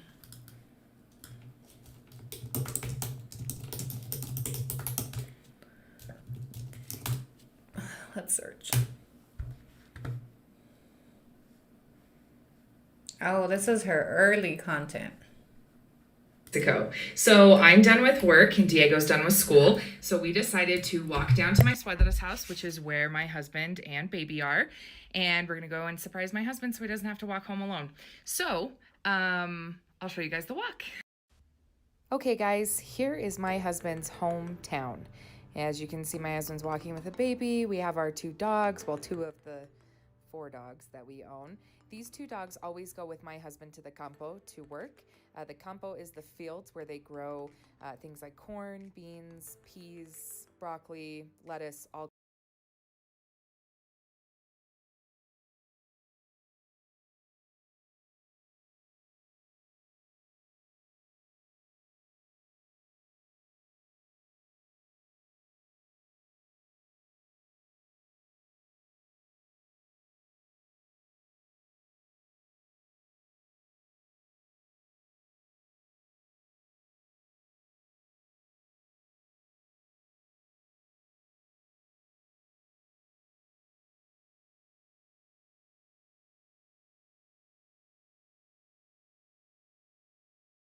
Oh, sorry. I've been muting them so that you guys don't hear the echo when I'm playing the videos. But what I was saying is, I was reading the comment of King Crab that said, wow, that's all she's donated. She has an MBA, millions of followers, monetizing from her campaign, and she gets so much money from companies because of her story.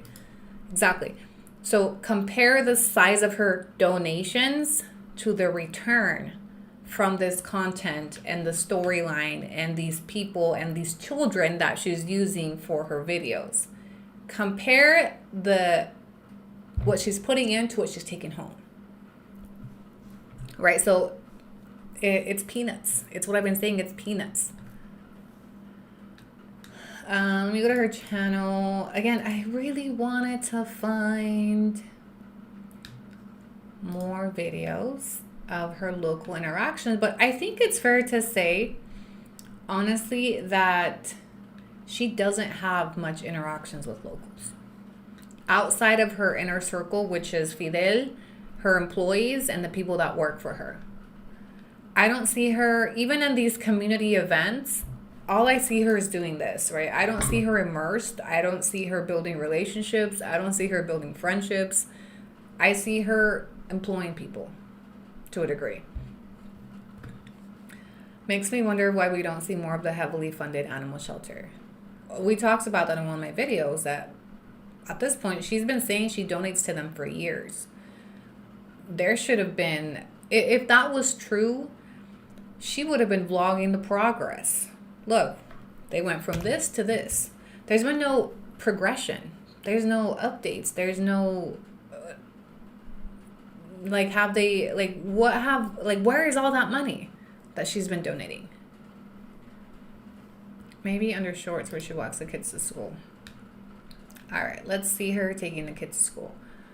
Peregrinación. Meeting other families. We're not going to do that. Dinner check, dinner check.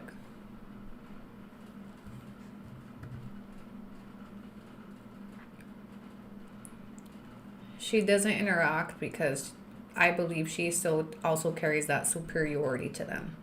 It's why her oldest son doesn't go to school with the rest of the kids.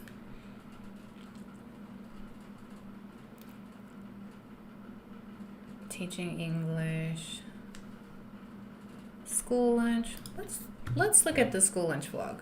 Good morning from Mexico. So tomorrow in English class at the kindergarten, the kindergartners are learning about Halloween. So we are painting pumpkins, and I also have a treat for them, and we're going to watch a little movie. But I wanted to show you the treats that Lupe and I are putting together for the kindergarten class this year. Okay, here's Lupe, but we got the... Again, more colonization, Halloween. She's brought in Thanksgiving, she's brought in Easter, now we're bringing in Halloween, the trick or treat, the whole works. Jack-o'-lantern, pumpkin, I don't know, what do you call these buckets? The school lunch video. Buckets. Where is the school lunch video? We're adding to them popcorn. We have apples and oranges. Good morning. How do I fast forward this? So tomorrow in English class at the kindergarten, the kindergartners are learning about Halloween. So we are... I want to see the school lunch video to talk about. What they serve for lunch or some shit. It's very pagan of her. Let's get some posadas in Mexico. Oh, okay, most of her vlog. Okay, this is where a lot of her Pueblo content is through the shorts. Check the Panaderia video. School lunch in Mexico. Let's see. Good morning from Mexico. Here's a look at what Dominic's having for school lunch today at the public elementary school here in our pueblo. And for reference, this lunch costs 10 pesos a day or about 54 cents in US dollars. Buenos días. Buenos días, hijo. Let's check it out. Desmole de albarjones, arroz rojo y ponche. Let's go look. Buenos días.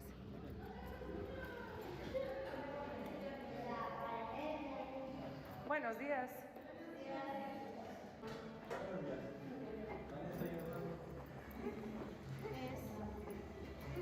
Alberjones, desmole de alberjones con nopales, arroz, Rice.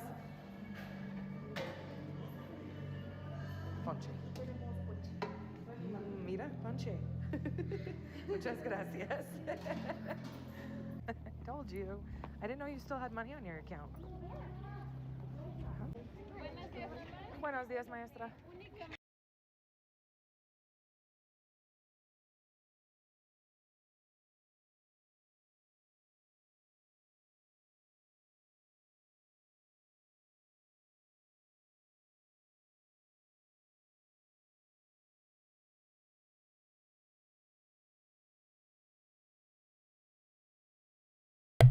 I'm sorry. I hate when I mute this. I mute it so you guys don't hear the echo. But what I was saying is, notice how her Mexican-born children, the youngest ones, their primary language seems to be English.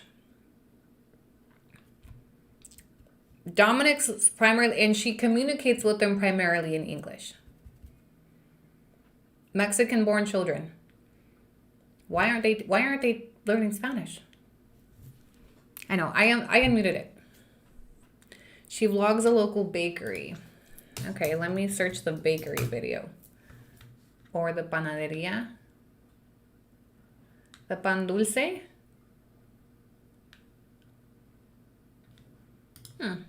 Hello from Mexico and welcome back to our channel. So pan dulce is a staple item here in Mexico. It is sweet bread.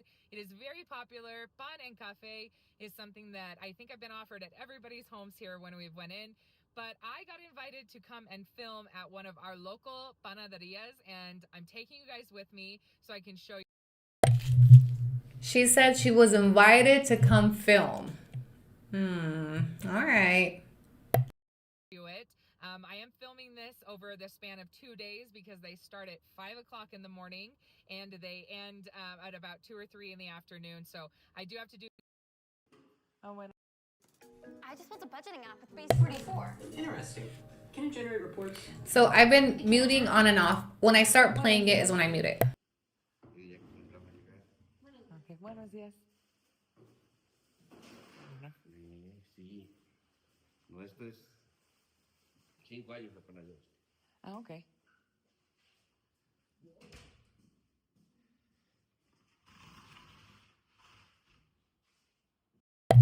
Okay, this is already awkward to me. No small talk, no nothing. I'm just a few seconds into this vlog and I feel awkward. Does anybody else feel awkward watching this video? Y normalmente más o menos ¿cuántas personas tienen trabajo acá? Trabajamos 8. ¿8? Sí. Es mucho. Bueno, pero es mucho pan, ¿no? Sí. Sí, somos 8 y de empleadas son 6, 7. Ah, bueno. Sí. Bueno. Does this man look, is this man acting like he invited her to film this?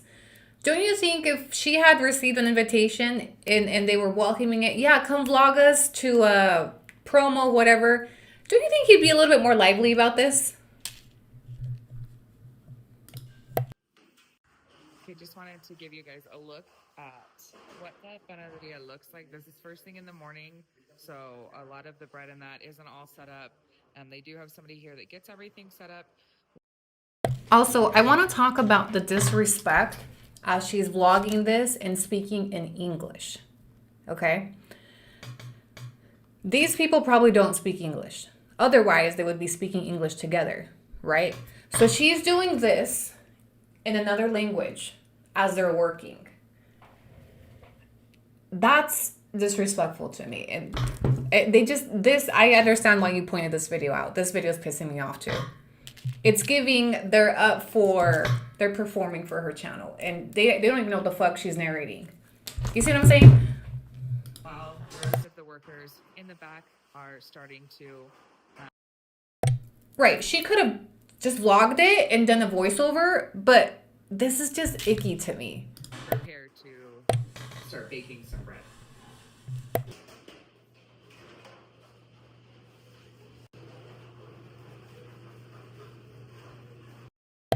Notice the employees are not engaging. The employees are not talking. They're not making jokes with her. This is not giving we invited her to vlog.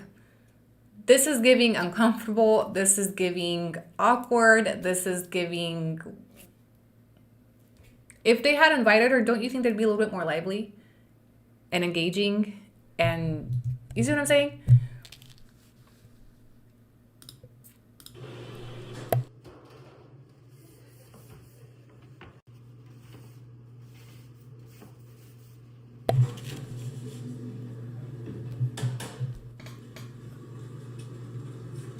Don't you think they'd be explaining the process? Hey, we do this. Hey, we do that.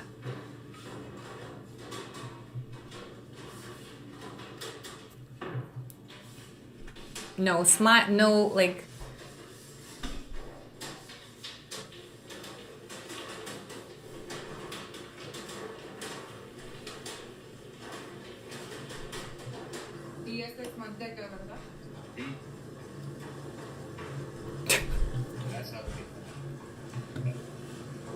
A very short, yep.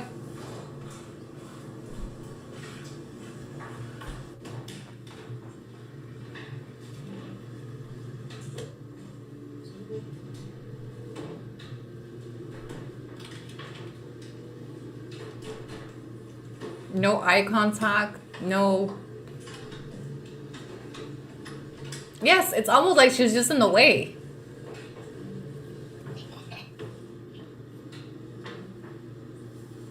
Like, this is awkward to me.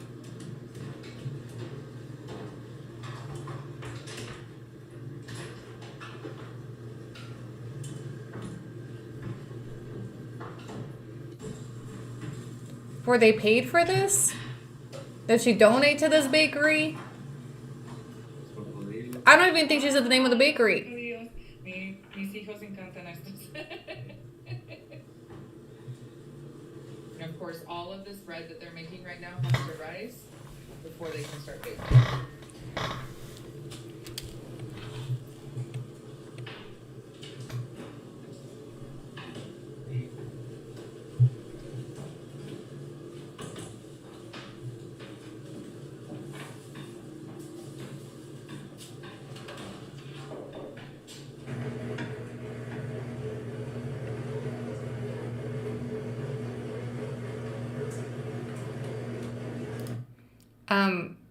FYI, I'm not on TikTok. I'm live streaming on TikTok, but I'm not paying attention to the comments and I'm not moderating over there. I don't know. Some of you have complained about getting muted and blocked over there. I'm solely focused on YouTube. So if you're getting blocked or muted, take that up with the mods. All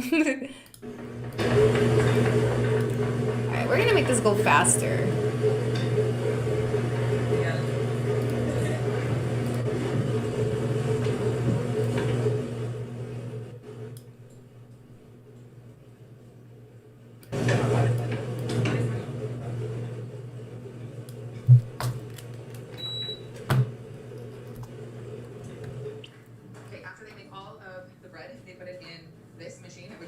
just speeds up the rising process. So it just helps it rise a little bit quicker. Now he's going to show you how to do what it was.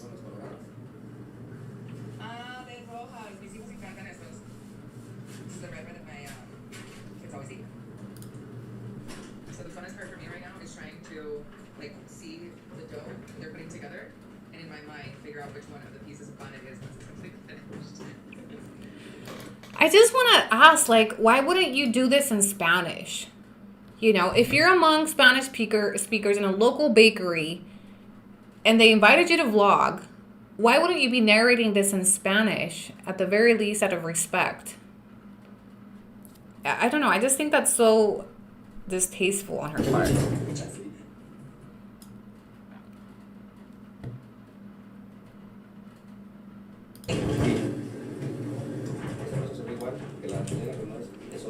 Okay.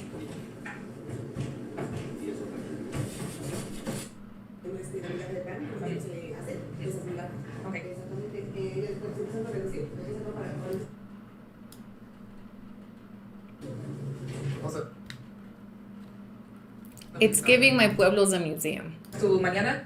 Okay. Para que no esté de pan, porque se hace, es asimilar. Ok. Exactamente. Después se empieza a reducir, lo que se toma para cuando empieza a salir caliente, para poder extender y se pueda enfriar. Sí. Y ahí pues sería desplegarla y limpiar, sinceramente. Ok. Exacto. Nada. Lo que se termina más o menos, ya que empieza a salir parche. Sí. Taking a small break to come out and get Lupe so that because they told me to come and get her so that she could come have some coffee and a piece of bread. So we're gonna get Lupe and bring her in so that she can get something to eat. Okay guys, here's Lupe. Also, Lupe and I are taking a second to admire the new coffee machine that these guys have. Because I have a bunch of different kinds of coffee. And so now you get a cup of coffee while you're also getting your pan dulce. Which is pretty great. Yeah. This doesn't give me that they invited her to film. This gives me she asked if she could come film. Because I'm pretty sure this town of 500 people knows exactly where to get their pan, right?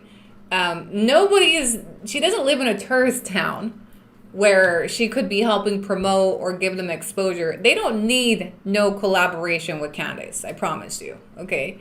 So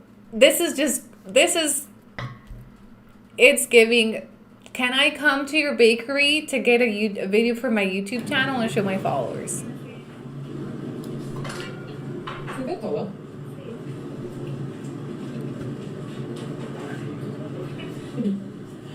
9 meses.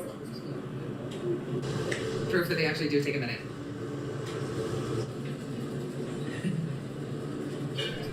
Mira, fine. The vibe change with the baby is crazy. Notice how before the baby, nobody's smiling, nobody's really engaging with her. Baby drops in and the vibe changes.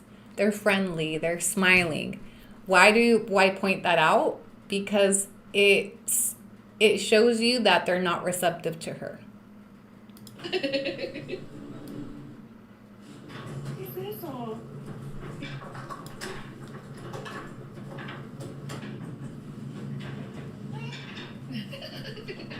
Not only that, but Lupe. Lupe is a local, right? So a local comes in with the baby, so it changes the vibe. But when it was just Candace, it was dry, it was awkward, it was quiet, nobody was looking at her, nobody was smiling at her. Only the guy in charge, answered a few questions and said, yeah, this is that. And then the moment the nanny walks in with the baby, vibe change. Okay, so they have started up the oven. When you come into their location at about 8 o'clock in the morning, it is super, super hot in here, like almost sweating, and it's because they're baking all of this bread. I think this might be the first time I've been in here that hasn't been hot, but obviously it's because they haven't started their ovens yet. You know what would have been what she should have done? Put the fucking phone down, maybe we get a tripod and get in there with them. Right? That would have been more interactive. That would have been like, oh, like she's getting in there. Like, remember when I went to work at the post office? Do you guys remember when I went to ship some cups and I got in there and I spent 8 hours at the post office helping the employees package, and because it was such a high amount of packages, remember? Compare that to what you're seeing. She could have put the phone down and been like, hey, can I try? Can I, Why didn't she? Because she's only there for this. She never gets her hands dirty. She doesn't help at the shelter. She's not, she doesn't interact. She's literally just there for this. And she's not integrating. She's not assimilating. She's very much a part. And this tells me a lot about the dynamics in that town. ¿Parece? ¿Sí? Yeah. Tu favorito tipo de pan para comer y para hacer. Now, one thing about Candace, she loves Mexican men. One thing about Candace, she's gonna flirt her way there. Para comer y para hacer.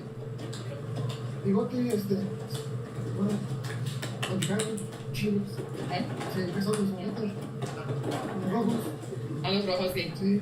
Ricas los ojos. ¿Este es para comer, entonces para hacer? Los tamales. ¿Tu favorito pan para...? Hola, Javier Romero para servirles. Estamos en la panificadora Jasmine. Esta panificadora ya lleva un poquito más de 10 años trabajando. La fundó mi papá, se llama Efraín Romero García. Un poquito de las clases que hacemos son PT, es repostería. Hacemos corrales, tacos, bigotes. También otras clases de panes que hacemos es danés y bizcocho. Danés, cuerno, tamales, pan de manteca, tacos, un poquito de tapado. Tenemos lo que es el elote, 2 clases de elote. This bakery has been around for 10 years. You think they need her promo on a YouTube channel? This bakery's been around for 10 years. Family-owned small business in this tiny town. Do you still think they invited her to come vlog and to come record a day in the life at their bakery? Do you think do you think there's anything that they're taking away from this vlog? Do you think they need a spotlight on her US-based audience channel? No, absolutely not. They're a successful local business, all on their own. This is solely for Candace. Why would they invite her? Why would they invite her if they've been around for 10 years? You see what I'm saying? Stop fucking lying. At the Panaderia, one for inviting me and kind of letting me come and be in their way to film this vlog for you guys. We've done this a couple of times with a couple of the businesses close to us, and I kind of love and hate it, right? And I'm going to explain. I love it because I love getting to show you guys some of the things here that I think make Mexico so unique, which are all of these family-owned and operated businesses here in Mexico. They're definitely at the top, especially, I don't know about everywhere in Mexico, but where we live, the majority of the businesses are family-owned businesses. They're small businesses, and they really are the hardest workers and that. And so it really is such a privilege to be able to go in and see, you know, how they do what they do. That's incredible. The hate part about it is that it's hard for me because we work hard to keep our location discreet, as you guys know, for safety reasons, because we've received death threats throughout the lives of our platforms and now, which is, you know, almost 6 years now. And so I can't necessarily advertise for them, which makes it very hard, right? So as much as I would love to put up exactly where you can find them and things like that, I do have to... Hold on. So she said, as much as I would love to give them exposure, I can't for the safety of my family because we've received death threats.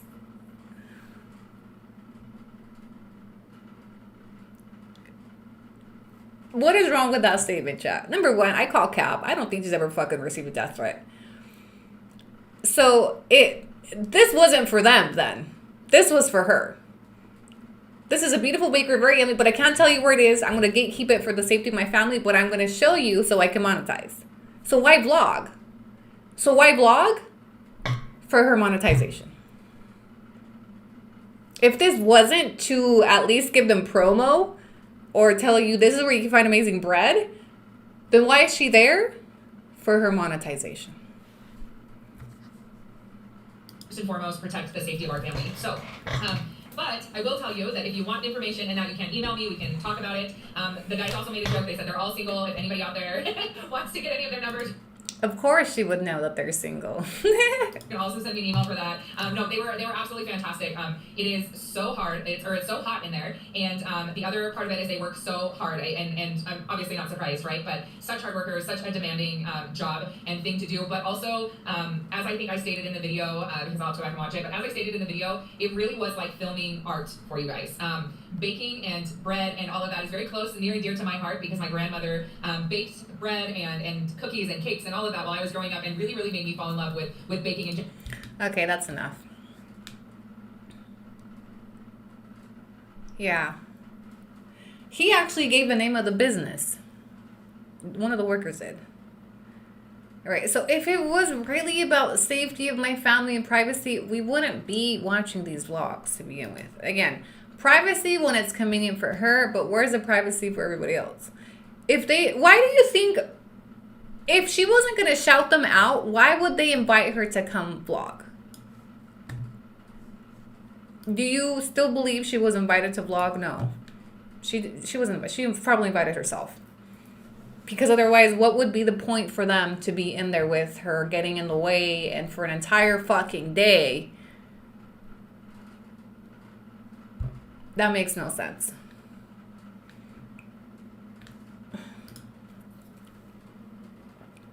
Sus. Also, if you had received death threats, let me talk about this. Because she's mentioned those death threats in multiple interviews. She's mentioned it in content. She's mentioned it in comments.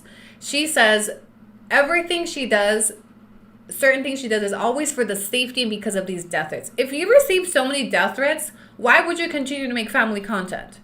Why would you show people where your kids go to school? Why would you show people what your kids look like? Why would you show people where you live? Why would you make it so easy to find you?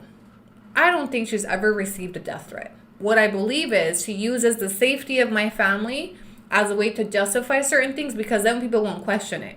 Oh, yeah, of course. No, we're not going to push any farther because safety of her family.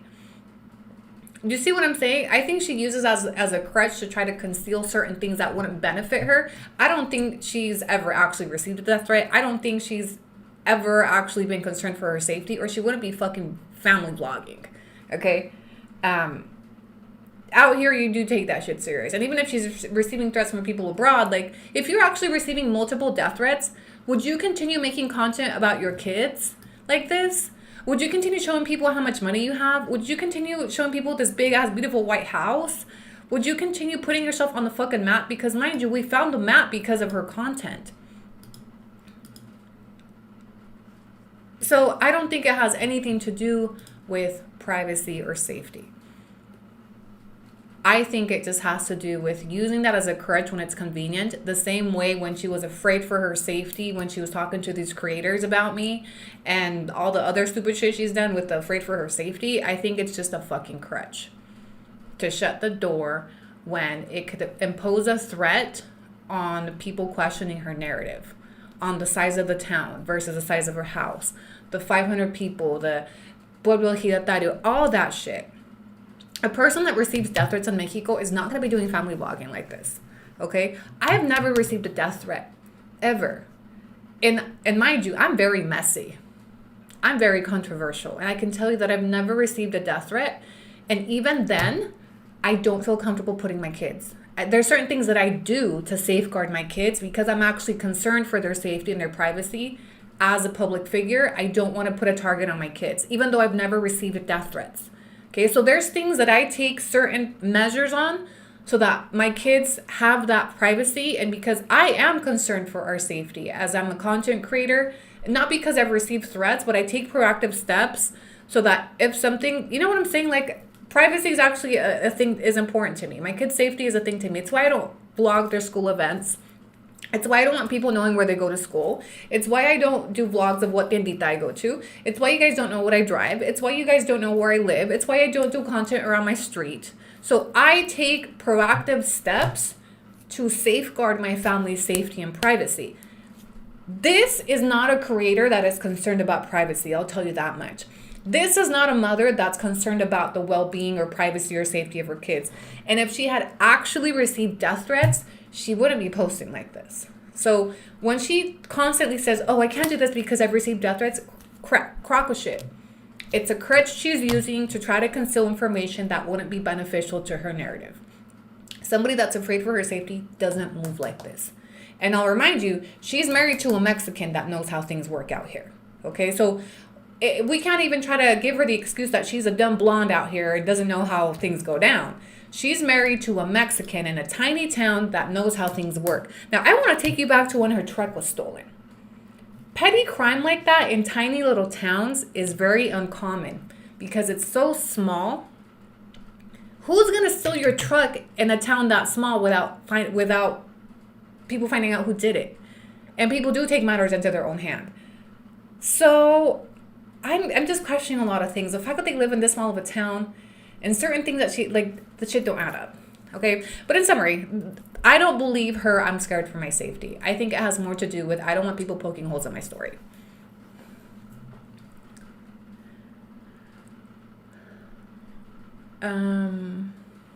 You'd see them driving around with it. It would have to have been an outsider, I guess, but those towns are so small. Word travels like this. Let me give you an example, okay? When I lived in Dubai, and mind you, we're not a tiny town like that, okay? But my neighbor's motorcycle was stolen. It was found within 3 days. They found who did it because of word of mouth. That fast. And I live in a big city. Okay, so for somebody in a tiny town like that to be a victim of theft of an entire truck and tools is sus. There's unwritten rules in those small towns. Shit like that doesn't go unnoticed and doesn't go unpunished. It's very controlled in those small towns.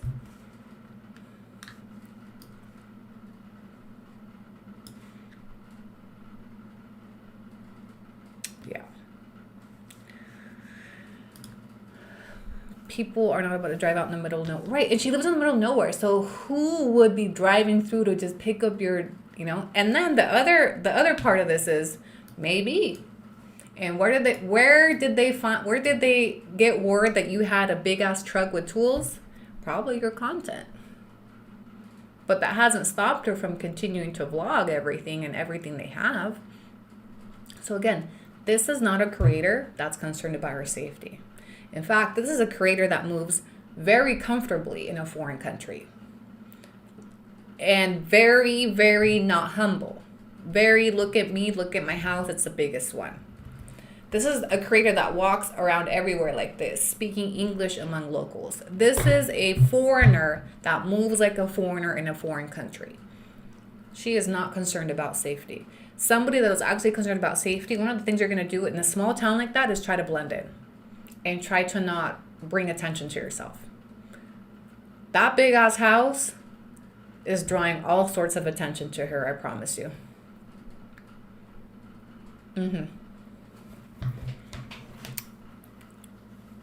Very boastful, like the biggest. It's very much look at me, look at me, look at me. And you think Fidel doesn't know that's how things work down here? Of course he does. Of course he does. So there's a reason they move with immunity. There's a reason why there's no concern for safety. And there, it makes me think about something that I'm not going to talk about on here.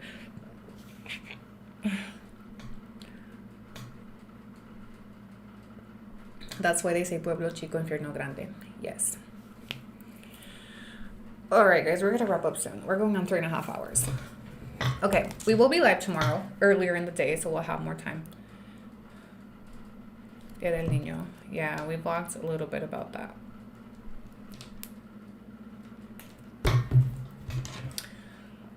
Mi favorita Annie. Hi, besties.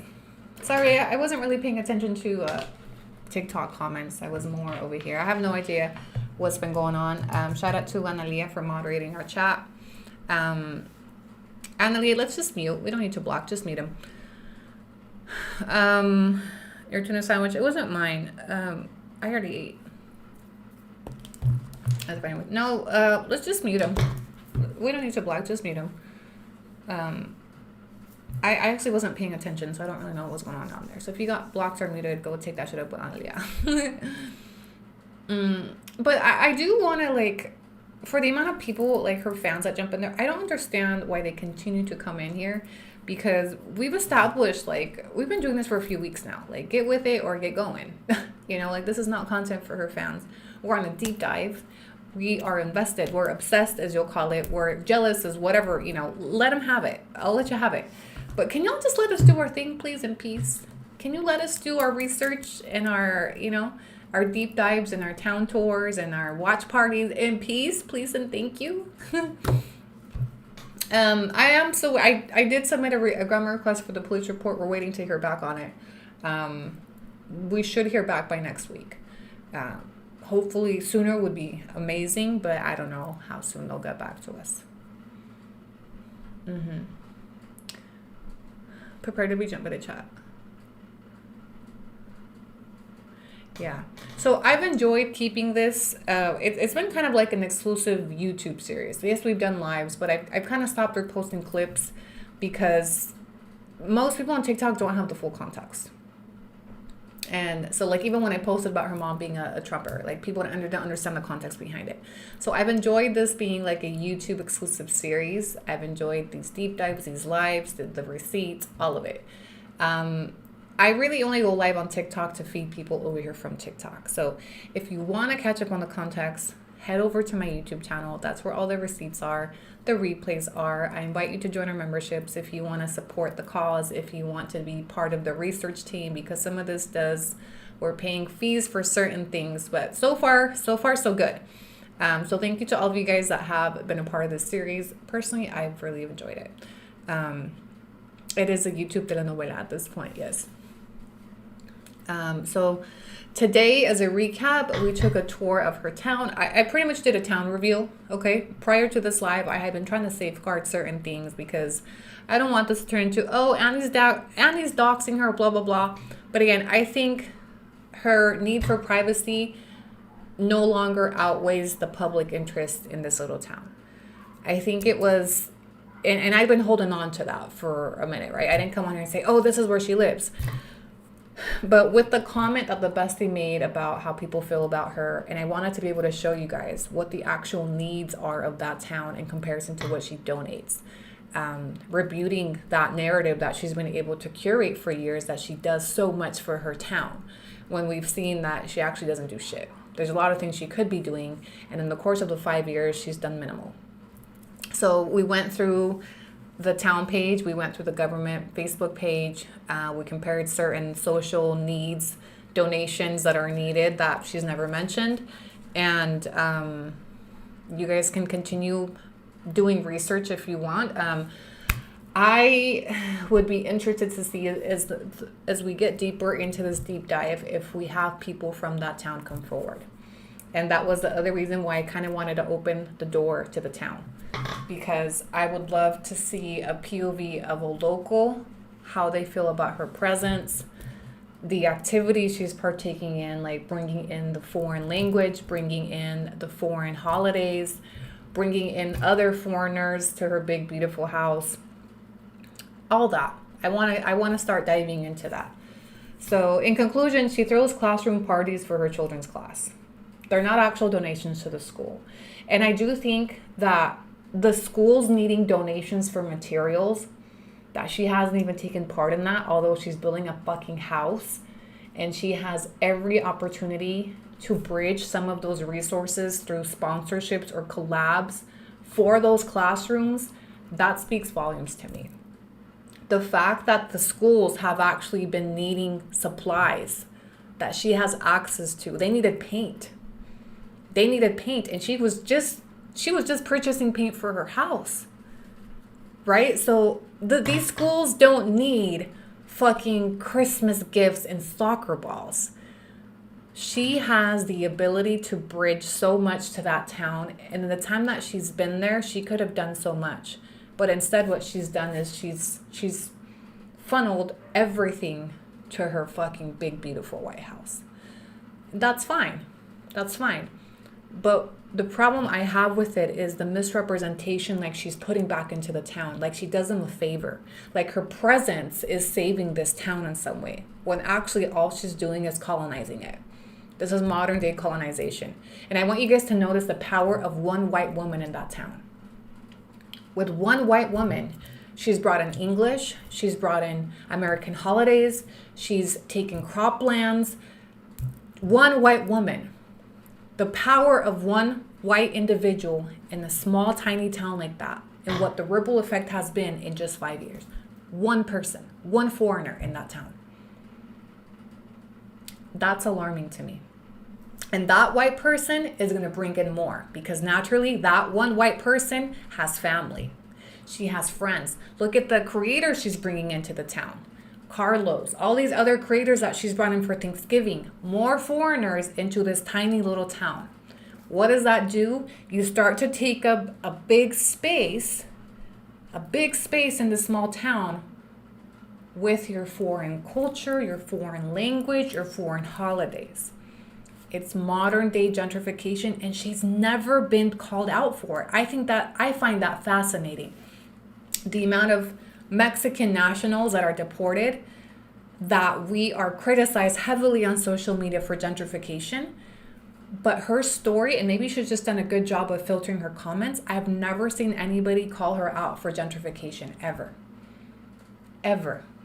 And this is a textbook case of not only gentrification, but modern day colonization. There's a reason that local kindergarten doesn't have an English teacher.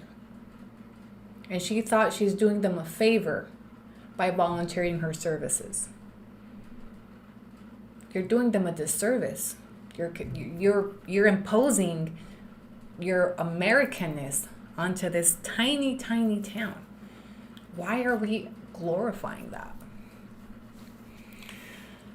How much in US would you estimate on this home build? In one of her lives that I recently watched, she gets very defensive when you ask her about money.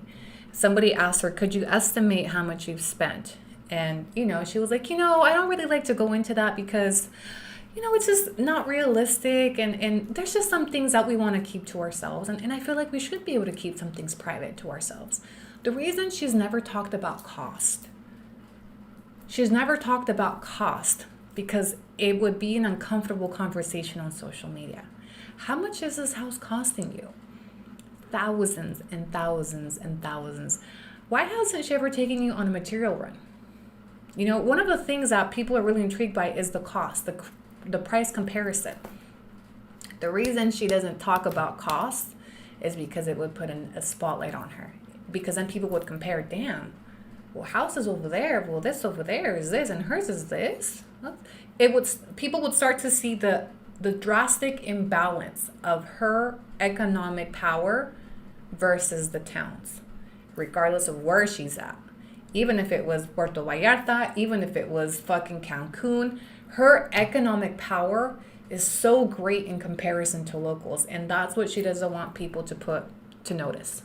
And that's why she's never giving you a price comparison or the material cost this much. You don't even have to tell us how much, how much this costs, or how much the whole house costs, but she won't even tell you how much the tile cost. Why? Because it's fucking thousands of dollars just on tile, and people are going to be like, damn, well, she's got money for this?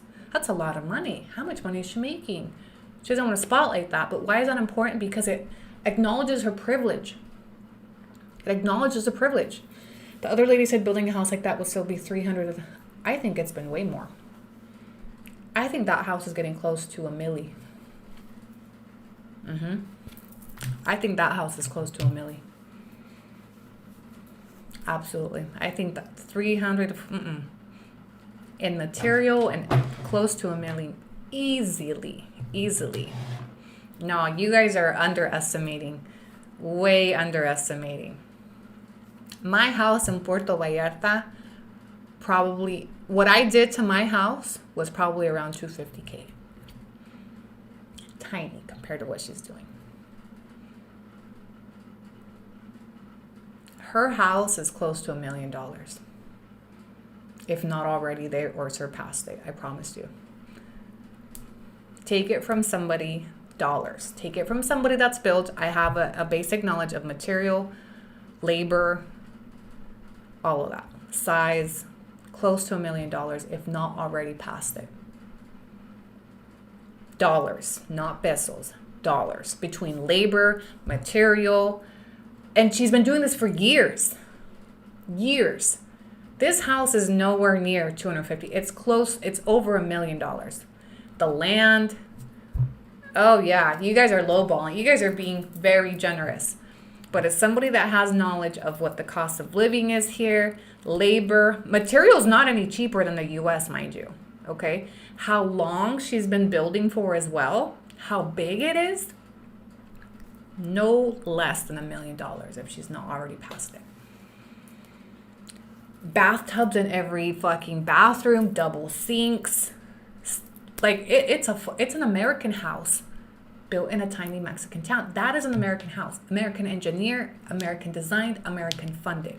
This is not a humble home. Okay? Big arches, the fucking sliding doors, the panel windows, the wraparound deck. This is an American home in the middle of a tiny little town. And it's built as such. Go look at her virtual house tour. Every bathroom having a bathtub is crazy. I don't think you guys understand how big of a luxury bathtubs are in Mexico. I built mine because I couldn't find one under 30,000 pesos. Just for the bathtub. Okay? And I was like, damn, this is crazy. No wonder nobody has bathtubs out here. To have a bathtub in every fucking bathroom is crazy in that little town. And you have to compare to what's locally available. Every fucking bathroom. Why? Because she can. No power to you. But it's a misrepresentation which tells you, oh yeah, no, this is my house and I'm the biggest. It's very Americanized. Very, very Americanized. So yeah, when you guys are asking about cost, $1 million minimum. Minimum. Everything is custom made from scratch. The best, even the fucking paint, even the brands that she's putting into this, the top one, the best one. They're not being humble in anything. Not even the fucking paint. Now, something I did find interesting is that in one of her recent lives that I watched, replays, she mentioned how, we're not fans of buying at Home Depot. We buy everything local. She's always emphasized how everything is local. The material's local, local. I've never seen a vlog of them buying material locally. I've never seen them at a local ferreteria. Nothing.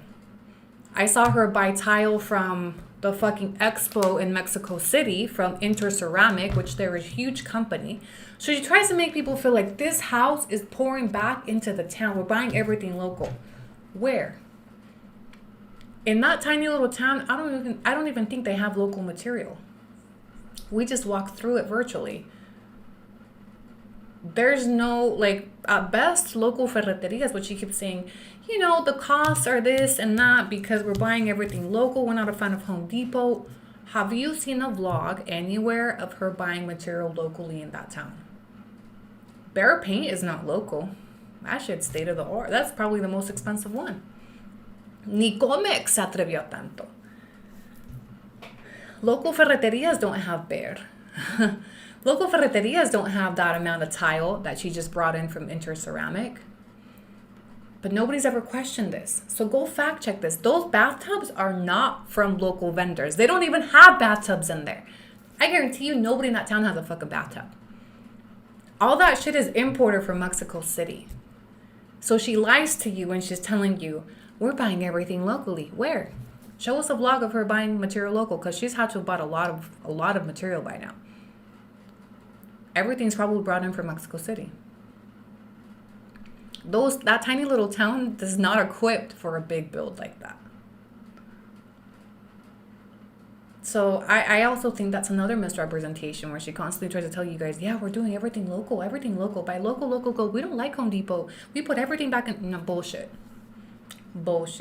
Ain't nobody. There's no bathtub store in Santa Cachucha or whatever it's called. There's no bathtub store in Santa Cachucha or Santa Cachucha. I'm sorry, I forget what it's. Never seen a bathtub in Mexico because they're luxuries. I had a hard time finding one in Vallarta. Okay, that's why I built my own, and I think it came out better. But I remember being shocked at the cost of bathtubs, and that they were so hard to find. So mind you, she's gonna bring in a bathtub for each bathroom. Everybody wants their own bathtub. Right? So this is not a humble home. This is an American home in the middle of a tiny little town. Bear HQ is based in California, right? So again, she's not buying local. She's buying the best of the best. But she misrepresents it. She omits all those purchases because then she can't continue to feed the narrative that this house is doing the town a favor. The build of this house is giving jobs. The build of this house is putting money into the town. No, the fuck it's not. No, it's not. Where? We need this, not Santa Cachucha. I'm sorry. Or Santa, whatever the fuck it's called. Even houses in, even the fanciest houses. I live in a very gentrified area, okay? The house I live in is a nice ass house. There's not a single bathtub in it. Even some of the fanciest houses that I've seen don't have bathtubs.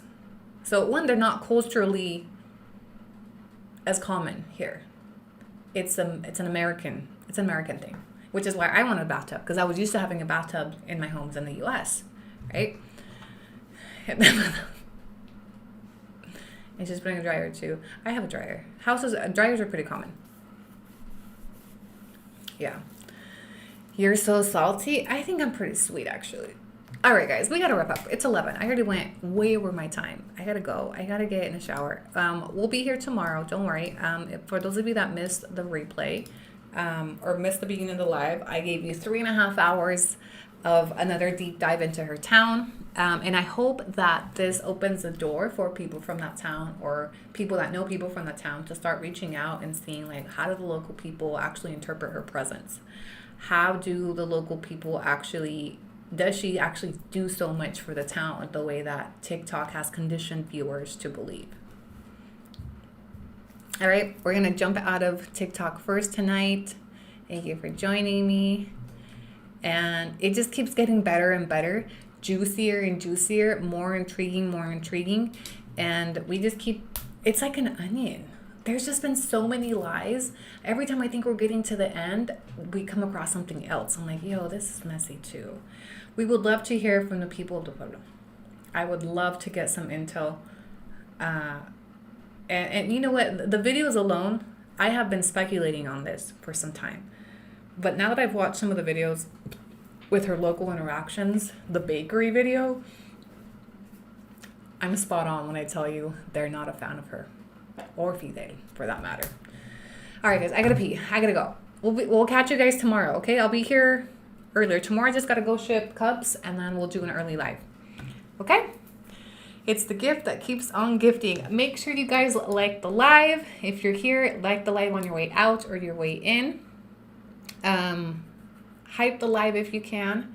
And thank you to all of you guys that gifted, your super thanks, your super loves, your cheeseman bucks.